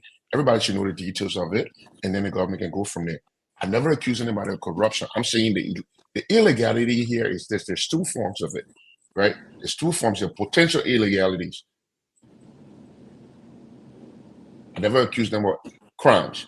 I accused them of not being transparent based on what they promised us. That's my first accusation. I'm not here to talk for what I always disagree with Vasco. We may be going to same place, but we're not getting there together. Thank you. So one is that I disagree with the lack of transparency. I think that's wrong based on what they promised us. It's not illegal. The two potential illegality here is this: if they borrow those machines, they don't have the authority to do it. The executive don't have the authority to make any kind of loan contract. That's number one. That's in our law. Two, I'm not really concerned about PPCC because PPCC, the government can say this was the only person who could source it from fast enough. That's not my issue. PPCC have requirements that you can step aside and say, this is the sole person I want to buy it from. This is who I'm buying it from, because the need is more than what the PPCC process of putting it out, the bidding process. So you can avoid a bidding process happening in every country, even in America, it happens there. However, the point I'm making here is transparency. One, that's something they validated based on what he promised us. That's his own words. We can't get him in jail for that. Two, illegality here. If they got those machines on loan, based on the president's statement that he made in the meeting the other day, what he said, Double Jala will look for money to pay for it. Double Jala has to find a way to pay for it. If that's the case, that's illegal. The executive do not have nowhere in our constitution have any authority to borrow money. None. And that's the law. So that's my disagreement. And trust me, and I support this president on his agriculture thing. I'm not a one-time critic. I'm not a sedition. I'm not a reaction. I'm not a one-time critic. If the people making mistakes, yeah, we can say it, and that's nothing wrong. We're going to bring the government into good. I want Boycott to succeed. I do. All right. Thank you. Thank you. Francis. Yeah, so for me, the only thing I take out of this whole stuff with the president plan for, let's say, Vision 2030, whatever it is now that his agriculture minister need to go to work and make sure he pound the pavement, travel to other countries, lobby other governments, NGOs, other organizations to make sure that the agriculture agenda comes to fruition. You know, you can't just sit there. President Parker, yes, anybody make a mistake in his administration, it lands at his feet.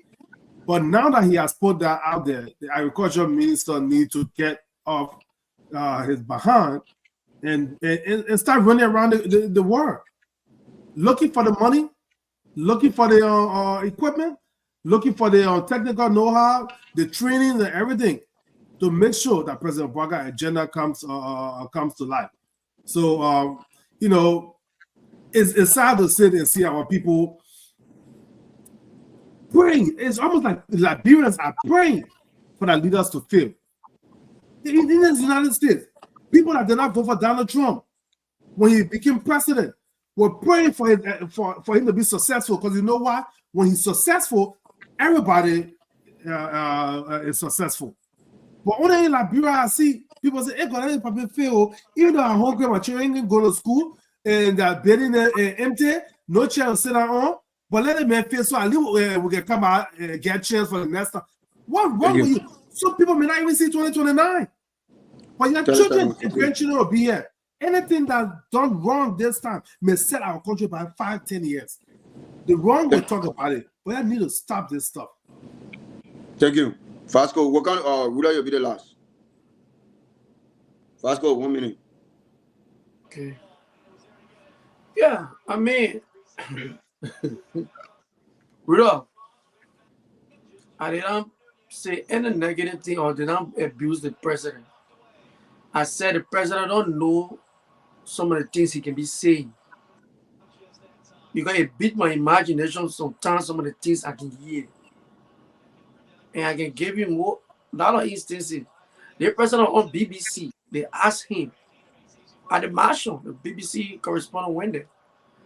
They say, if any public official is caught in an act of corruption, what will you do? He said that person will be fired. So then I come to the public works minister, Guinness. He admitted. He went there. He was caught in the act of corruption. He apologized. But what Guinness said doing there? Mo Ali, he went unilaterally, he just went and took a loan. They called him, he said, because the previous government already had a loan set. So there was no need for him to go back to the House of Representatives. So they could discuss on how he could get a loan. But he took Mo Ali with him to Nigeria. So many things. And like people just telling something and what he's doing. He's not doing his own thing. He's not thinking to do his own thing. I think if he tried to think by himself, he will try to put some of these things in the right place. But I mean, even I say interview, listen to him. He said if I in the morning, you just see people calling him phone, everybody want work, the other person want job, and then he just confused. And everybody cannot get a job. Baba, how many seconds in 1 minute? How many seconds in 1 minute? You'll be doing 1 minute on the show. I don't know how they can do intellectual discussion. We don't do intellectual discussion. Your friend talks more 1 minute. Wait for your time. Conclude. So, I mean, look. Okay, so guys. Next thing we got to talk. We got to do it 1 minute. Then we can go there. Thank you, This man will go down in history as the worst president ever. Thank you. 1 minute. We want to transition now. Have you guys concluded? Yeah, no, okay, Ruda, you can take 30 seconds. That because you're the last one, man. You know, last one always suffer. I am being used as the black sheep. Yeah, but it's okay. No problem. No problem. You know, just to add to what Desmond was saying, you know, when you ask for accountability or transparency, it doesn't mean that you are in opposition. I think we should get away from this thing that because, I mean, it's my government, so I cannot not ask for transparency. More so, we are not asking for something out of the blue. This is something that this campaign was, I mean, this was the fulcrum of this campaign. Accountability, transparency, and stuff like that. So we are only asking him, this is what you told us. And we took this and ran with it to our people. Some of the people that agreed to vote for you, this was the only way we could have convinced them that he's transparent and he will be open with everything that he does. So now, when we don't see these things happening, we have all right to ask for it. We are not accusing anyone of being a criminal here. No, that's not what we are saying. We are saying you told us that you'll be open with us, so please be open. And the thing is this, right? You cannot not tell us that you can't run with these things, right? You could have one could have accused us of saying you guys are not informed. You can accuse someone for not being informed when there is an information and the person chooses not to look at it. That's when you can accuse someone for being uninformed. But there is no information anywhere. So how will you accuse us for being uninformed? Thank you, guys. Thanks a lot, Rudolph. So I want us to transition quickly. You know, it is required by law, by the organic law of our country, that census should be held periodically. After every 10 years, census should be held in the country. In other words, they must count all the people that are living in the country and how many people in Liberia. That's what the law says. Under the previous administration, okay, so the last time before the latest census, or the census before the one that was just held, was in 2008. Yeah. So the next census was to be held in 2018. 2018, the CDC government took power. At that time, then the excuse was that the previous administration, former President Ellen Johnson Sirleaf, and the people who were over that entire account did not allot the money they should have allotted periodically to amount to what it would have required to conduct the census. So then we saw the census being pushed. So the previous administration took power in 2018. They did not conduct the census until 2022. Conducted the census 2022, there comes another problem. So first thing is, the law was breached when it comes to how often we should conduct census. This is not something that came out of the blue moon. Everyone knew, the officials knew, those in authority knew that census was supposed to be held XYZ time, but it was pushed due to some financial reason, no money, all of that XYZ. But then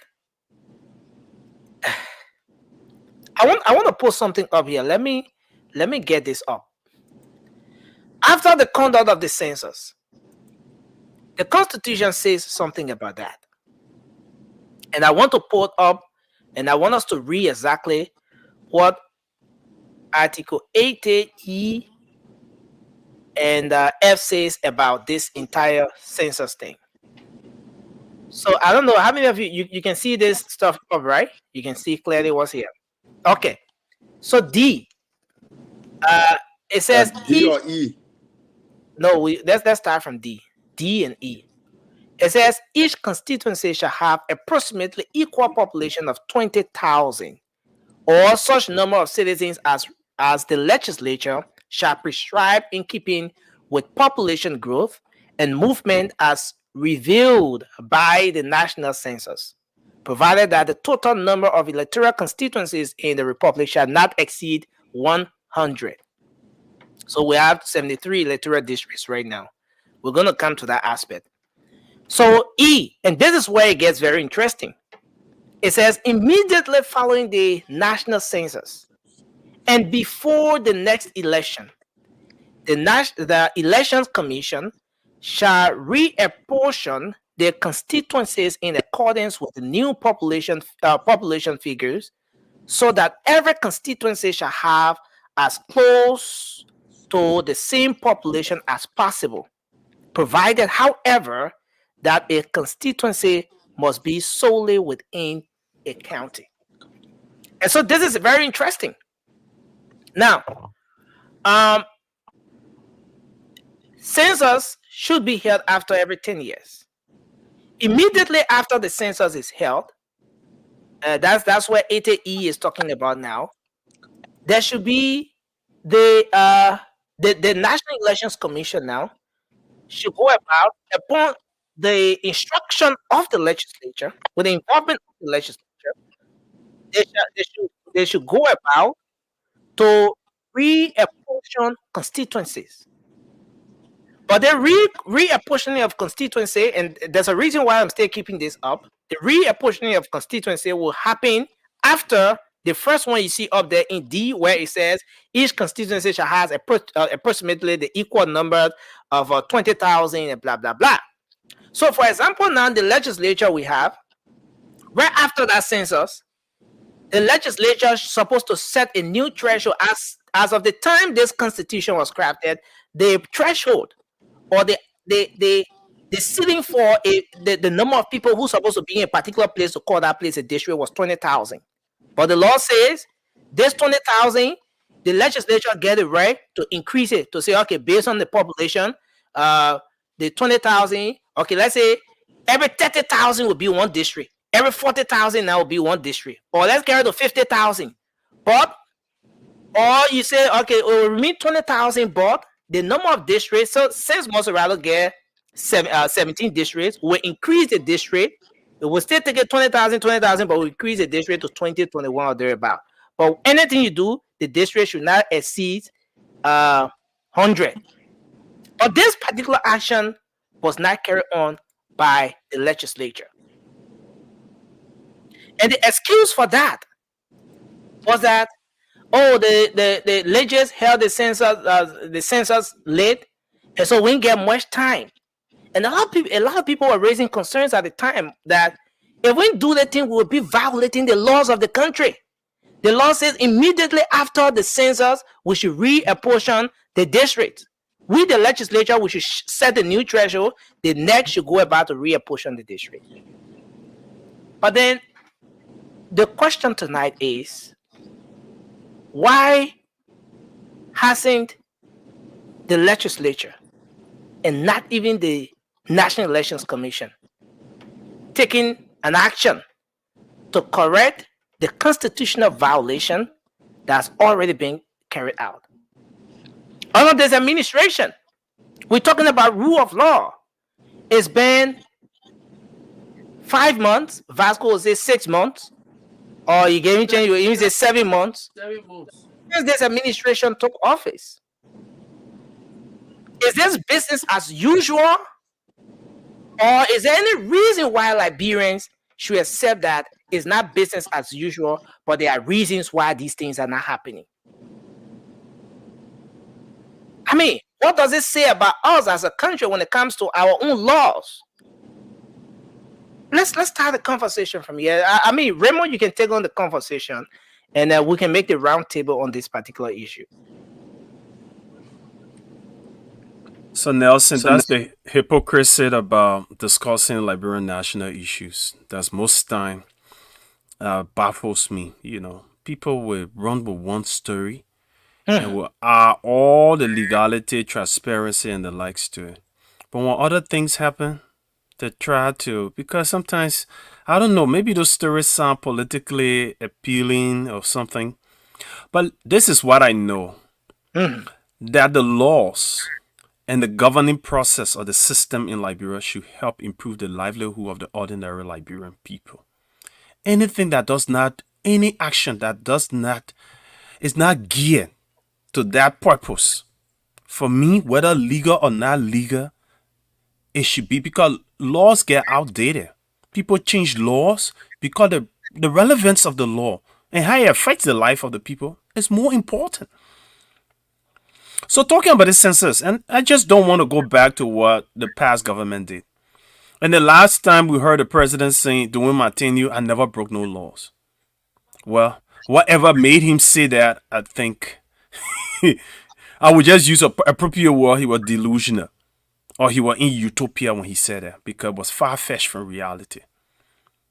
The issue about census, he didn't care. He took a loan of $1.3 billion and was yet unable to conduct census. What about that money? We took loan during the COVID time when no Liberian person received any rights. Too many things. They put $25 million in the economy. Nobody received the money and all those things. But yet...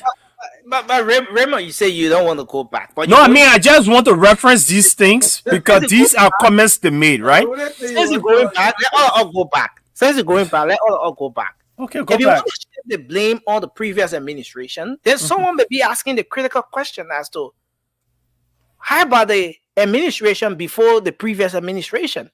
And what's our question? Why didn't the Ellen Johnson Sirleaf administration periodically allot the amount needed for the conduct of the census in 2018? That's what the law says. Since in fact they knew that census should have been held in 2018. Is that what the law says? You know our budget? It's about appropriation and what you find necessary. We generate several $100 million yearly. So what's important to you, that's where you allot the budget. And it's the executive that creates the budget. So it was a priority for the executive, that where they will put the money. Unlike that is exactly where I'm coming, Raymond. So you are saying that it wasn't a priority for the previous administration. No, what I'm trying to say, the previous administration knew what their revenue generation was. So they handled things. They held an election. They held an election that cost more than a census.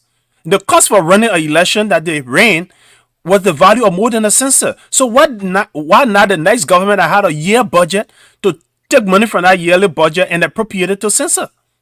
That's a fair argument, Nelson. They ran an election. They have both general election, they have representative election and senatorial election. You know the value for that compared to that of a census? And even the census were not even ran properly under the George Weah-led government. We know that a lot of people were not counted. People never even went to places. They did a deck study. Just created fake information. I will not counted. My whole world was not counted. But that's besides the point. You know, and Raymond, and I just want us to end up here. Is there any excuse for everything that is still rolling out from the previous administration onto this administration? Is there any reason for Liberians to believe that there's no business as usual now, when in fact we're going pretty close to 6 months or so, and there's absolutely nothing done to correct this error or this violation that took place under the previous administration? So Nelson, the governance process is not like snapping the finger and a wishful thinking. There are too many alls, and that's what Amara Kone and others say, lower your expectation. The damage is too immense. And in order to fix things, look, Nelson, to burn down a house, it takes less than an hour. But to rebuild a house, it takes probably a year or a little more. So this is a reconstruction process. It's not a quick fix. Remember, I understand all that BB book thing. Let me count that small. That reconstruction, damage, extent of damage, and all that thing. Remember, there people in there been in power for 6 months now. Why they can do something about correcting this particular violation? And maybe that's a question Liberians are asking. So Nelson, what do you want for them to have? In order to even go to court, Nelson, you know how much money it takes to prosecute one case in court?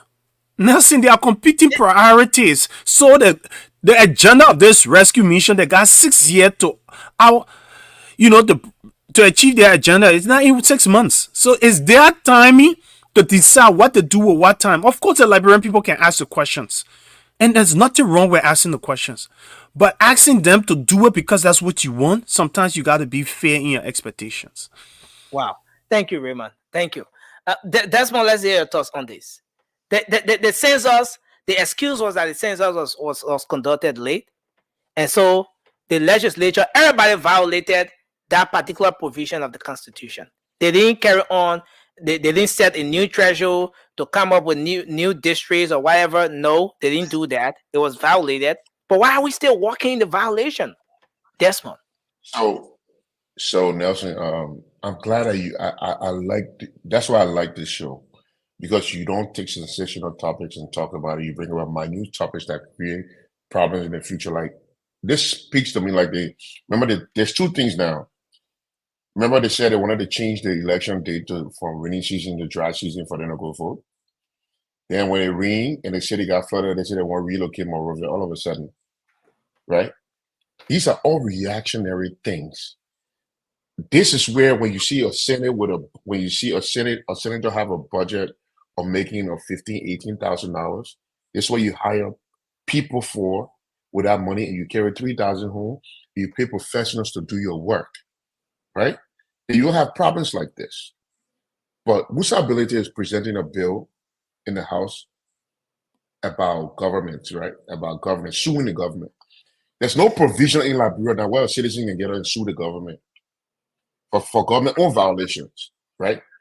So if that process was in place in our government in Liberia, you and I, me and Raymond can get out. We and Ruda can get out tomorrow morning. So the government say, you know what? Just by the way people get in, just by the way you redistricting, it's violation.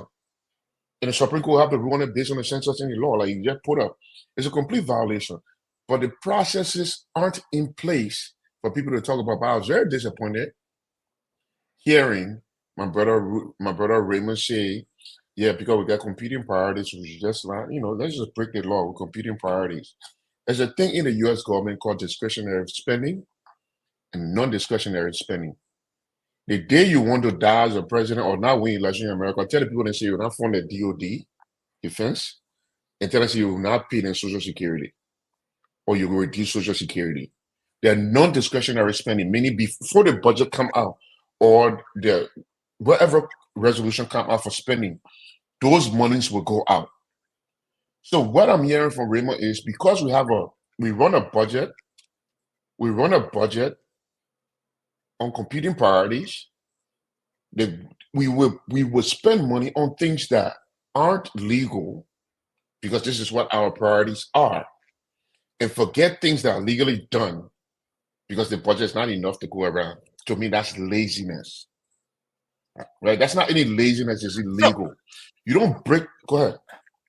Yeah. So, Desmond, if I'm getting you, yeah, I know you want to respond to Raymond. You want to, address some of the things he said, especially when he tried to push the whole argument about why the census was not conducted under the previous administration. There were budgetary issues. There were competing priorities, and so the Ellen Johnson Sirleaf, the Ellen Brockhart administration could not conduct the census because of competing priorities and all of that. But let's fast forward. Let's leave that era of the Unity Party.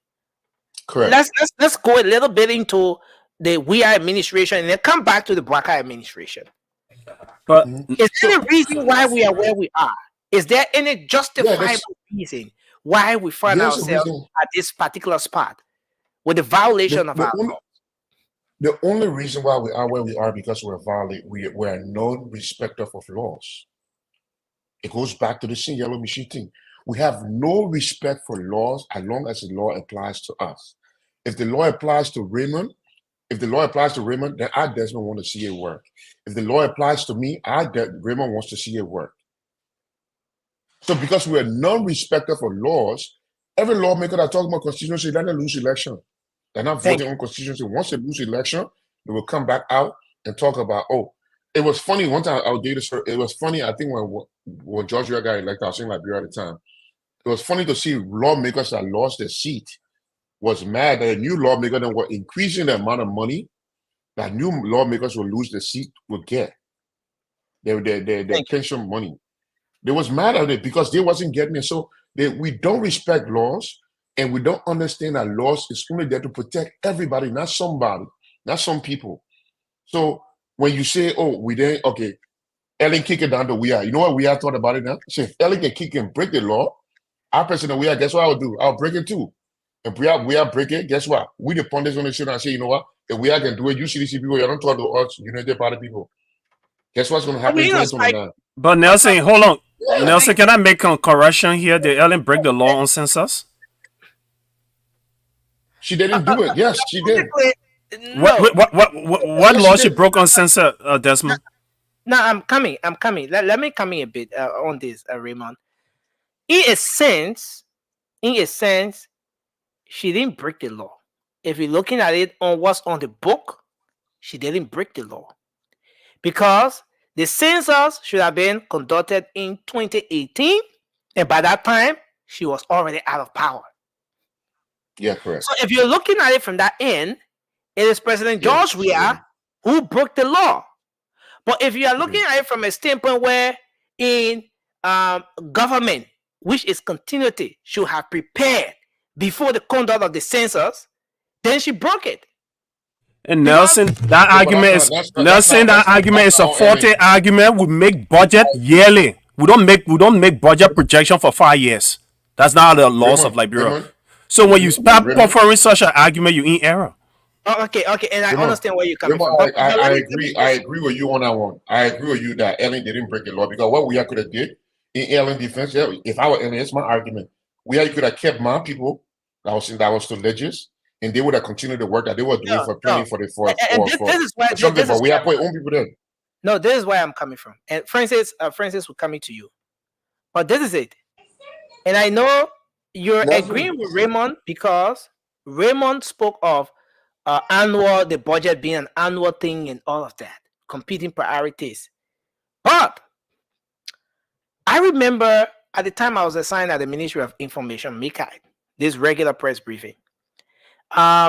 Professor Francis Red was the head of the Legislature at the time, during the transitional period and all of that, very close to the conduct of the census. And he went to address that day. I asked him the question, why is the census being pushed? Because the point of focus for his presentation that day was to inform the public why the census was being pushed, to speak about the postponement. And he said the reason why they were postponing the census was because there were several accounts. But the account for the Liberian government, there's a name they call it, it's escaping me. But that account for the Liberian government, which the government should have deposited money. Okay, in the consolidated account.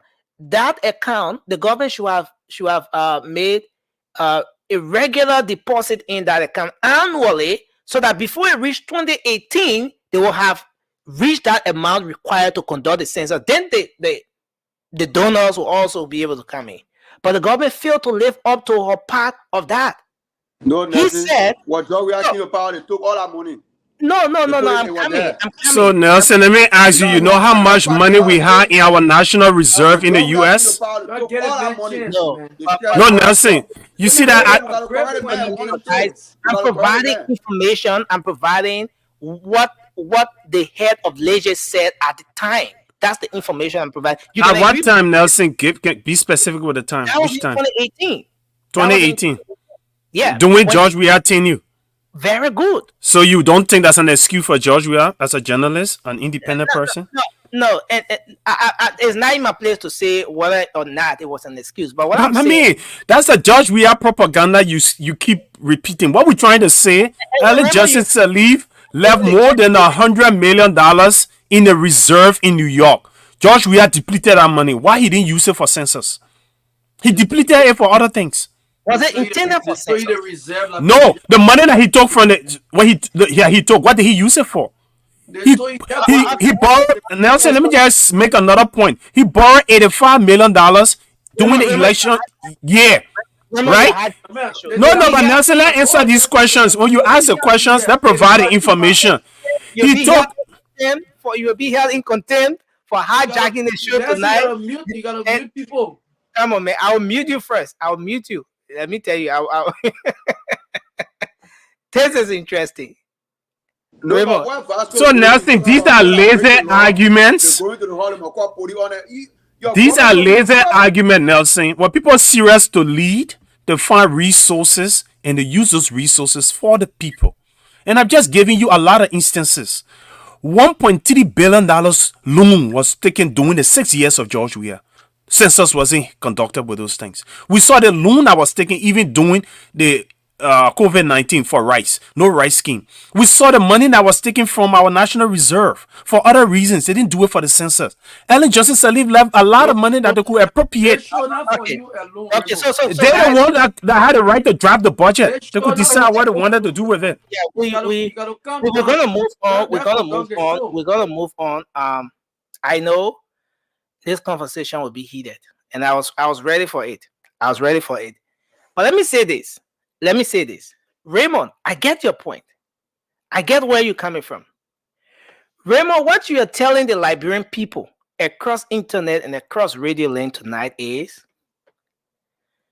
when it has to do with former President Ellen Johnson Sirleaf as president and current President Bwaka as vice president, they have competing priorities. But when it comes to the CDC and George Weah, they had enough money. They're supposed to do it with all the money that was there. You know, and I respect your view. I respect your point. That's not a statement I made.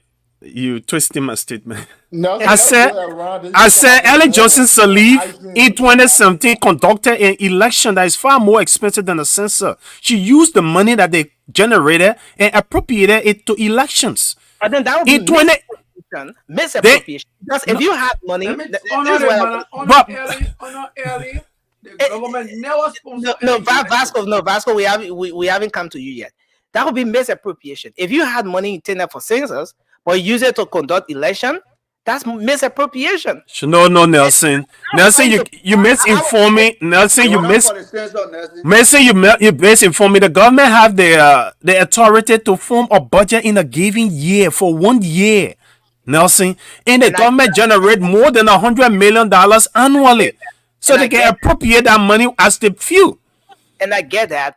And my point, Raymond, is as per the information provided by Director Red, Professor Red. George, we are appointed person. What do you expect? No, he wasn't appointed by Nelson, President the George. people went out and started took that money. So why they took that money? Guys, let's do this. Did we know? No, but you guys are interrupting a lot. Director Red wasn't appointed by President George Weah. No. All right? This man served under the previous administration.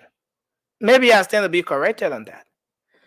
Now, he said they had those accounts in which government should have deposited money regularly on an annual basis or so, that by the time it's around 2017 to 2018, they will have accumulated what is required to conduct the census.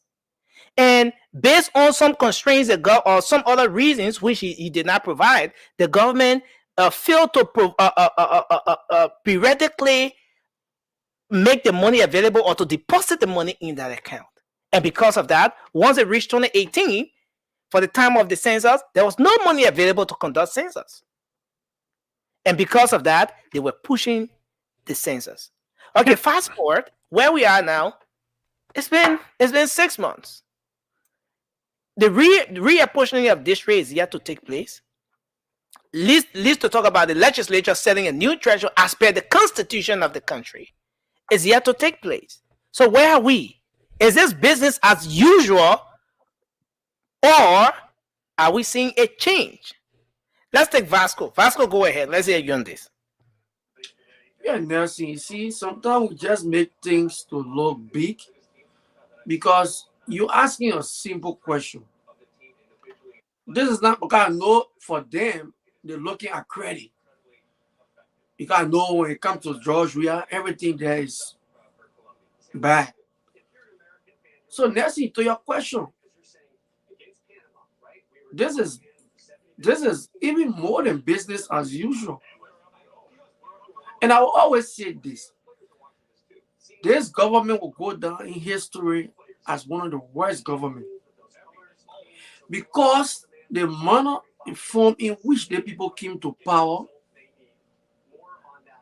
were based on lies, propaganda, and the reality is, Vasco will tie with that whole phrase, lies, propaganda, and all that kind of thing. Vasco, is there any reason why up to now,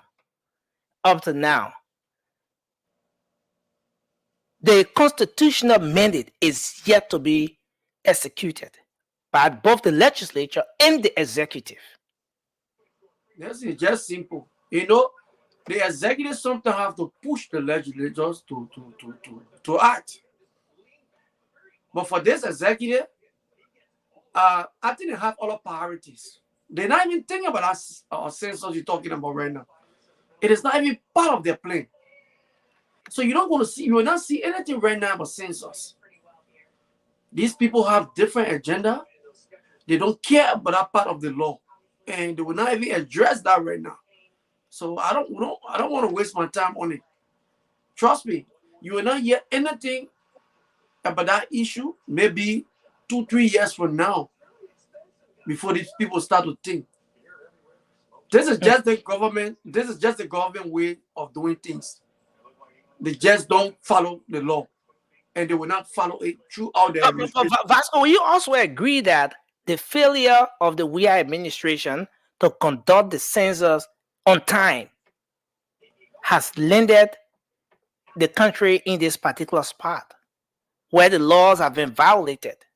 When the Constitution is saying immediately after the census, immediately following a national census, the National Elections Commission should go about with the reapportioning of constituencies, that the legislature should be setting a new threshold. Will you agree that your government, the CDC administration, her failure, her unwillingness to fund this particular census in time has led us to where we are? So Nelson, you just gave a clear picture why the CDC government could not conduct the census on time. Mm-hmm. And the person that gave you this information was the person that was in charge, that was working for the Manasalif administration. So that was the issue.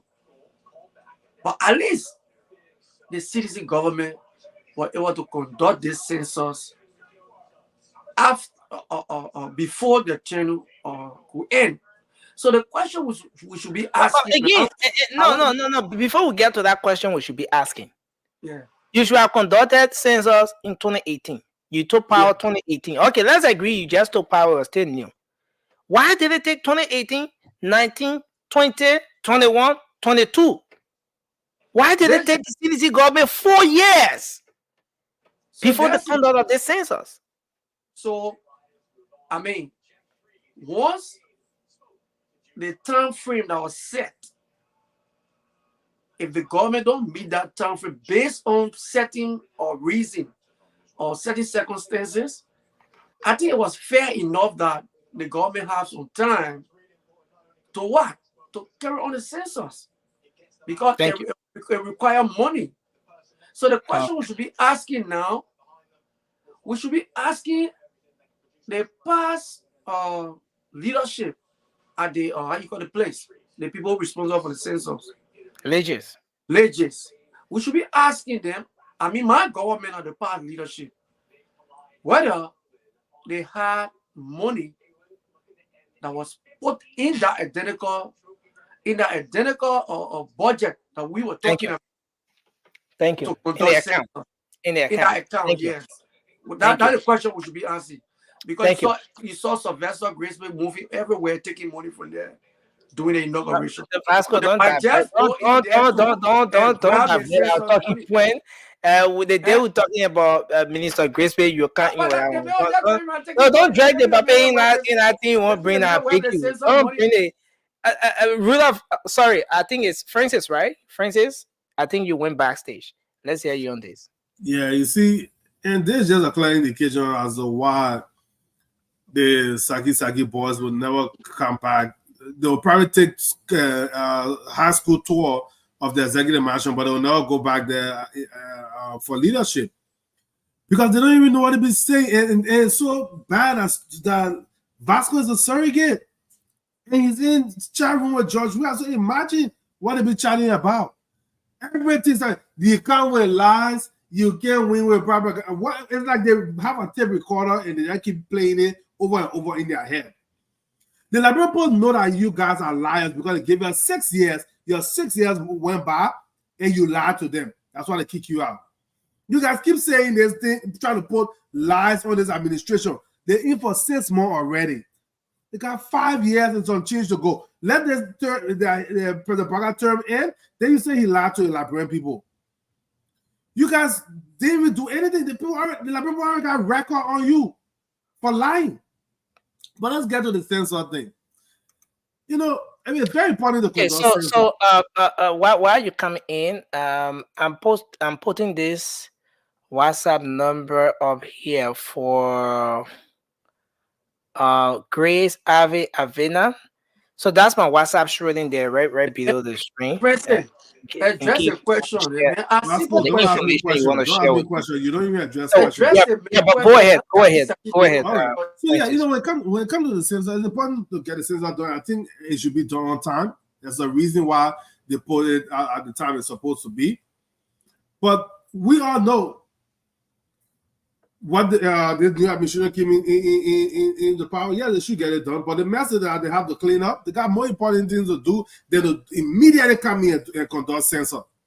But another thing our country also need to figure out is, do we need all these redistricting? Do we even need 73 districts, or maybe sometimes it will go up or go down? Our country is so small. Just let them just update the constitution and make it 2 representatives from each county and 1 senator. And that's it. We don't need all these plenty of people going to sit over there and take half of the national budget every year. 2 representatives, 1 senator, and be done with this thing. Yeah, do the census area just so we know the amount of people, the population of the country. But if you got 2 representatives covering each county, nobody will be focusing too much on redistricting. Because the people will go head to head and they will run the election. It's ridiculous how many representatives we have for a small country like this. It's crazy. Thank you. I don't know who coming all with Lofa County and Bone County thing. You know, I mean, I'm not about it because. But go ahead. Take us the phone lines, Rudolph. Yes, Mama, I told you they might take the phone line. Sorry, I thought you spoke already, Moba. Okay, no, Moba, you even start with me. You start with Raymond. Like Raymond, the first you start with. So okay, so let's hear Rudolph. Let's hear Rudolph. Yeah. So you know, Nelson, the first thing here is that, I mean, and I will want to be clear about this. This government has done nothing wrong. The past government did all the wrong. Broke the law. They took 4 years after the mandated date or year to conduct the census. They broke the law, right? If this government, by any means, try to redo the census, then we will ask questions again. No, but Rudolph, the thing is not for this government to redo the census. Yes.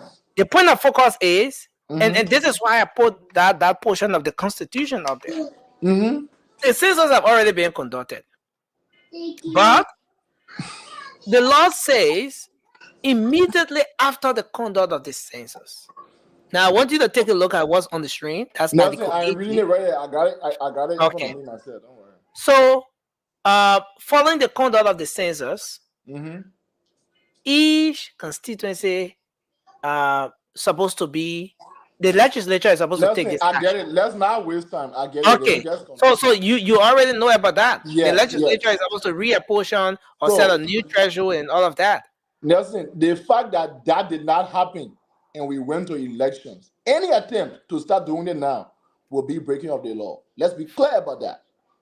Right? Let's be very clear about that. The law says after the census, you do the reappropriation. Before, I mean, you can even go to elections. They ignore that. So anybody who can read this and understand it in their rightful mind shouldn't be pointing fingers at this government. No way. The next census will be done in 2028, if I'm not mistaken. Right? And whoever will be in power. You know, that's the conflicting aspect. That's where the conflict steps in. Because we're supposed to have census after every 10 years. Right? We have a census in 2008. We didn't have it in 2018. The law was broken. So we can say we're having, and this is where it gets confusing. No, Nelson, should we have census in 2028? Yes. When in fact we just had census in 2022. Because the law was broken, you cannot keep breaking the law. You have to correct what was broken. Then it's not going to be in a 10 years period. You know that. No, but then that is not that would not be the fault of the government that will be hosting it, because for them they are in the law. But this past government broke the law, Nelson. Because the law is broken. So the only way now, right? We can either go and maybe do an amendment within the Constitution. If not, the next date or the next year it should be doing is in 2028. That's Thank you. that is what is in the Constitution. Wow. So Thank you. nobody should point finger at this government, Nelson. They have done nothing wrong. I mean, Thank and we are looking forward to the next government. If it will be them again, then we'll tell them, say, you have to have this census and reappropriate. But for now, in my view, they have done nothing wrong. Thank you very much. My view is backed by the Constitution. Thank you. Thank you. Moba, you want to come in? Yeah, let me just get my input on the topic. Actually, like nothing, we all come here every day, we speak facts. But some of us, when we come here, we don't make research, we just talk because we feel we hate certain government kind of power. For us, doing job we are regime, we're speaking the fact. What happened, we say. What not happened, we say. But some reaction will just say what they know. The identical census, right? We can go up, we come down. According to the law, according to the law, it should have been done 2018. Now, the same money you're talking about, say the people allocated that money, right? That money was allocated, it was in the budget. When George Weah took power, he and his surrogate took all that money, they ate it. And when they sat down on that money, when they took that money there in summer 12, the Liberian people went straight in limo. Nothing, because at that time people man never went there that George Weah took the money and maybe things will work better for every Liberian. So people man never went to that identical census issue. Until 2020, or the 2021, 2022, when Costa came out with that identical census thing, he said, but George Weah already violated the identical, the same law that already passed. What am I saying about George Weah violated law? Vasco said here tonight, he talking about the people who violated the identical yellow machine when they go into Malamo carry law, first of all, they are criminal. So tonight, Vasco justified to all that George Weah was a criminal. He justified to all breaking the law of Liberia. Anybody who broke the law, they are criminals. So George Weah and entire story, they are criminals. Thank you. Now what we should be looking at, what a benefit that they identical census, right? The identical census, first of all, the census are not even conducted the rightful way. All were in violation of the law. All were in violation. The counting, how it went through, all were in violation. And Alex Whedon came up and he emphasized on it and he gave a lot of examples. We all saw it. Then you're talking about law. You're talking about can't be breaking the law. The people that are going to the Senate tomorrow should carry lawyer. How will they carry lawyer when the thing they're going for, the thing they bring on the table is in the favor of the Liberian people? So when we come here and talk about partisan thing and talk about this, that will speak the reference thing to the Liberian people. That will move sentiment. That will discuss the issues. Thank you. Raymond, you want to take 20 seconds quickly? Yeah, I want to take 20 seconds and give perspective to this conversation. Nelson, you said why the previous government did not set aside money. The funding, yeah. Funding for the census. Nelson, it takes less than $20 million to conduct a census. Our national budget is in the $730-something million. Any government, serious government, can take $20 million and allot it to census in any given budgetary term. They didn't need a government prior to them to do that. So it was just the lack of priority and not willing to do it. So Nelson, yeah, when we talk this thing, we should got to keep it in context. The budget is for a yearly period. That's law. Budget are law. And whenever you don't spend the budgetary money, it goes right back to be reappropriated. It doesn't stay and wait. Thank you. I think with that, we'll go to the lines and take very few calls because we have to end this. 0555-101075. The WhatsApp number showing there on the screen is what you can use to call in case you want to make an input.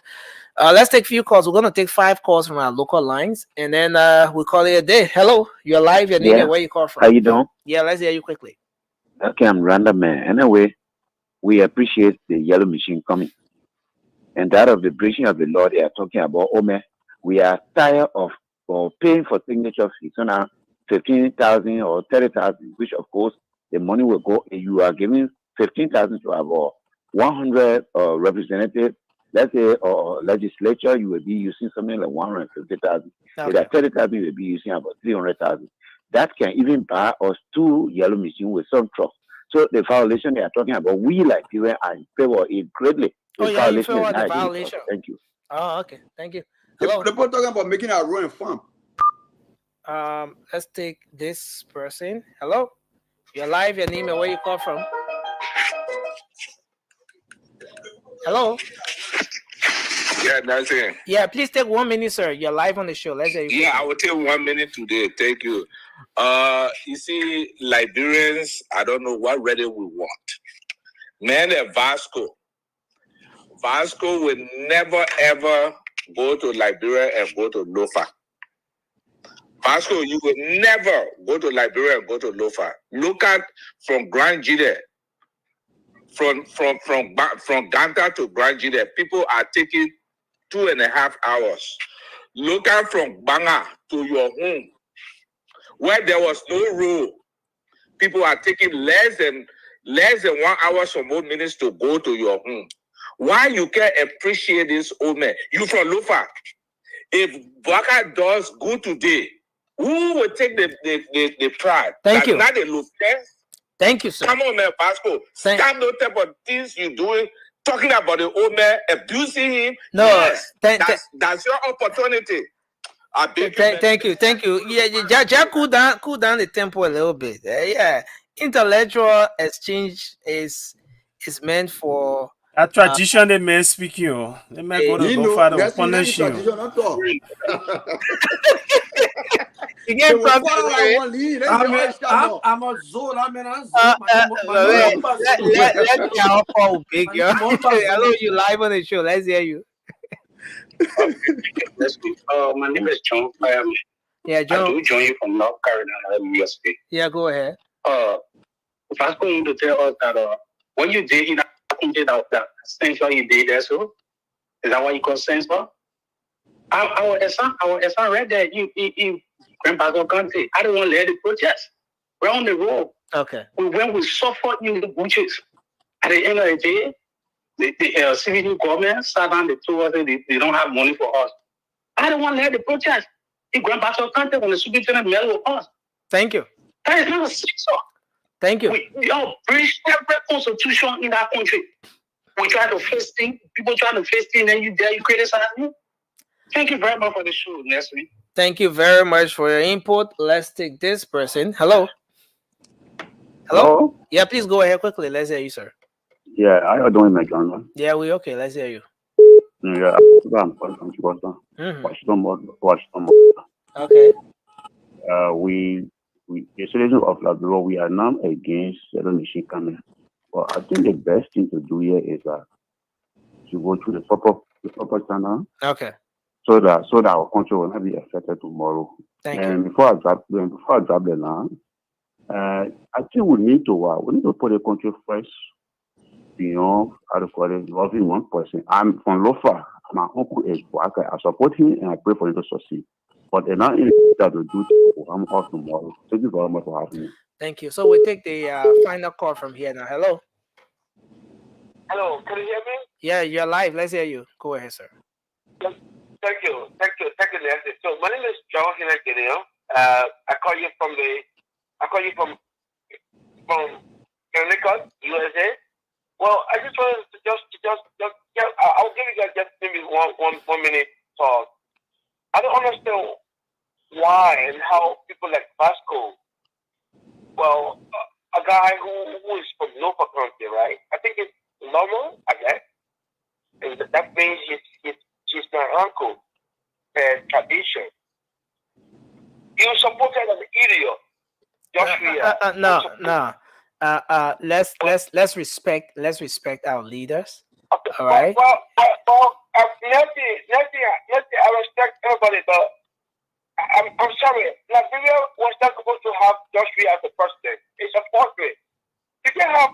Tell me, in the whole war, which country will look at Joshua and make him president of a country? Tell me. In the whole world? Yeah, tell me. Yeah, but the president is in Liberia now. The former president is in Liberia. No other country will make Joshua country. Thank you, sir. Sorry.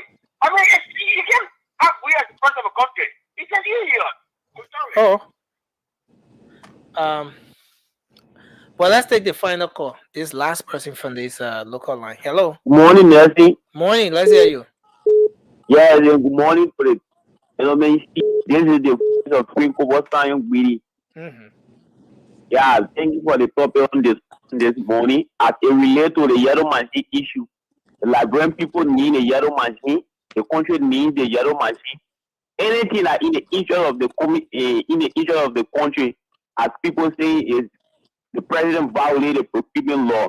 I think that is good for us, and the people will go to the Senate tomorrow and they will defend the reason for which they done that. Thank you. Thank you. Thank you very much. So, guys, it's been a great show. I want to say thanks to everyone for being here Oh, tonight. Mama, no closing. Thanks to our audience, the people who've been following the show closely. Raymond said I won't follow. The men will slash you, Vasco. Both doing CDC, they slash you. They will slash you because you can't talk. Nothing will fight. Get talk. No. Well, you're not allowed close with it. The man said no closing you. So you just hijack the show? No, I want to go to Vasco Woto. Okay, so then you guys can be doing your closing while I transition. Yeah, you guys. So I will start because I'll soon be leaving after me. Raymond, then after me that Vasco. We'll make Vasco second. Then Raymond. Yeah, Vasco have to moderate, right? You want Vasco to moderate? No, Nelson still will close. That'd be quick. No, that's what that'd be quick about that 1 minute thing. Let's use 1 minute to close. 1 minute. I'm talking plenty. But Nelson, that's why you get when you. Okay, so you said 1 minute. I'm putting my timer on. Yeah, put it up. Yeah, go ahead. Nelson, that's why you get when you're against the choice of the people. The people understand. No, Liberian, every day Liberian are learning. First, before senator and representative, and they used to go to food depot, but this time around, you see all the old ones that they kick them off. The people learning. The people not stupid. The people too smart. So the machine been there. CDC will lost ground and they won. They won it. They just won't be politicized in the whole machine beyond the end of the day. It was, the thing they put doing not correct. No procurement law. If the procurement law was Sony, the government, they your representative, senator, and all the free money taking whatever machine for each district. They take it to eat it. Then we're talking about bringing machine for the road and our agriculture sector to revamp himself. Then what kind of be police? Thank you, Baba. Thank you. Thanks a lot. You want to go ahead? So Nelson, the argument you brought that the director told you that the Ellen Johnson's government didn't put money aside periodically for this 2018. When our national budget is around $730+ million, close to $1 billion budget. When the cost for census is up just about $20 million. But the cost to run the election that was conducted in 2017 is close to $100 million. What sense it makes? When the conduct of census is just about 20% of the cost of a national election. And then they want to argue, say Ellen Johnson Sirleaf didn't leave off money, but Ellen Johnson Sirleaf left more than $100 million in our national reserve, where they took $25 million, they said they were infusing it in the economy, and nobody knew the here until. But they couldn't take that $20 million and conduct a census. Nothing, it's just corruption in broad day with a lot of lazy arguments that people would just buy. Sometimes when people tell you the wrong thing, you got to be able to shut them off for it. Thank you. Vasco they get our money too. So money change your body. If you talk, you just Francis, please do your closing. Guys, another good show tonight. Look forward to seeing what's gonna happen in a few hours in the lower house. But my Liberian people, I wanted to watch closely. Take your pen, your caliber, whatever, write down the names and district of all those lawmakers that will be pushing back. Yeah, we want to push back, but they can find that money. If they really have love for country and they are patriots, they will find the money. A lot of wasteful spending in that budget. They get $100,000 each, $150,000 for county development fund. Let them take that money and give it for the yellow machine. Those people there, they don't deserve nothing over there. You pay attention and you vote them out. Thank you very much. Fasco, and then Rudolph take us home. Fasco, that 30 seconds we're dealing with now because we got, Hold on, 30 seconds. Get a minute, sir. Give me 10 now. Okay, I mean, it was a great show, man. So, I know the callers, I already expect them to come for me. So, I like it. The more they come, the more I get the energy and the strength to come back here. And I mean, we will come here. We don't hate JMB. Like I said, Thank you. the president myself were from the same country. But like you do the right thing. Thank you. Let's hold you there. Thank you. Thank you, Vasco. That 10 seconds. Let me end like this. Let me end like this, Nancy. We gotta go. I hear your talking, saying the Liberian people. Let me tell you, in the house, we got we have more represented in the house than any other political party. So we are all set to be watching and work with the people. Okay. If they vote tomorrow and misbehave, we will not vote for them. So let's see who get a vote tomorrow in the house. Thank you very much. So Finally, Rudolph, take us home. Finally, Rudolph, take 30 seconds because we have to go. Go ahead, Rudolph, 30 seconds. You know, Nelson, I mean, it's gonna be my last night tonight talking anything about this yellow machine issue. Even though I still anticipate them coming up to tell us about how these things were bought. But the thing is, I have realized that Vasco they have managed to condition us on this topic so that we can ignore other good things that are happening. Like we saw pictures from the president and Africa Richest Man, Aliko Dankoti. I mean, we are looking forward to hearing more from that meeting to know how would that benefit our country. But overall, this was a good conversation, and like I said, I would not delve into that issue about yellow machine anymore on this show. But we still need to know how, anyways. But I'm not going to get into it here anymore. Thank you. Thank you. So, folks, guys, I would like to join on the late night show tonight. I want to say thanks to all of you for being here. I'm Nelson Colette. Have a good night. The late night politics will be back tomorrow, and bye-bye for now.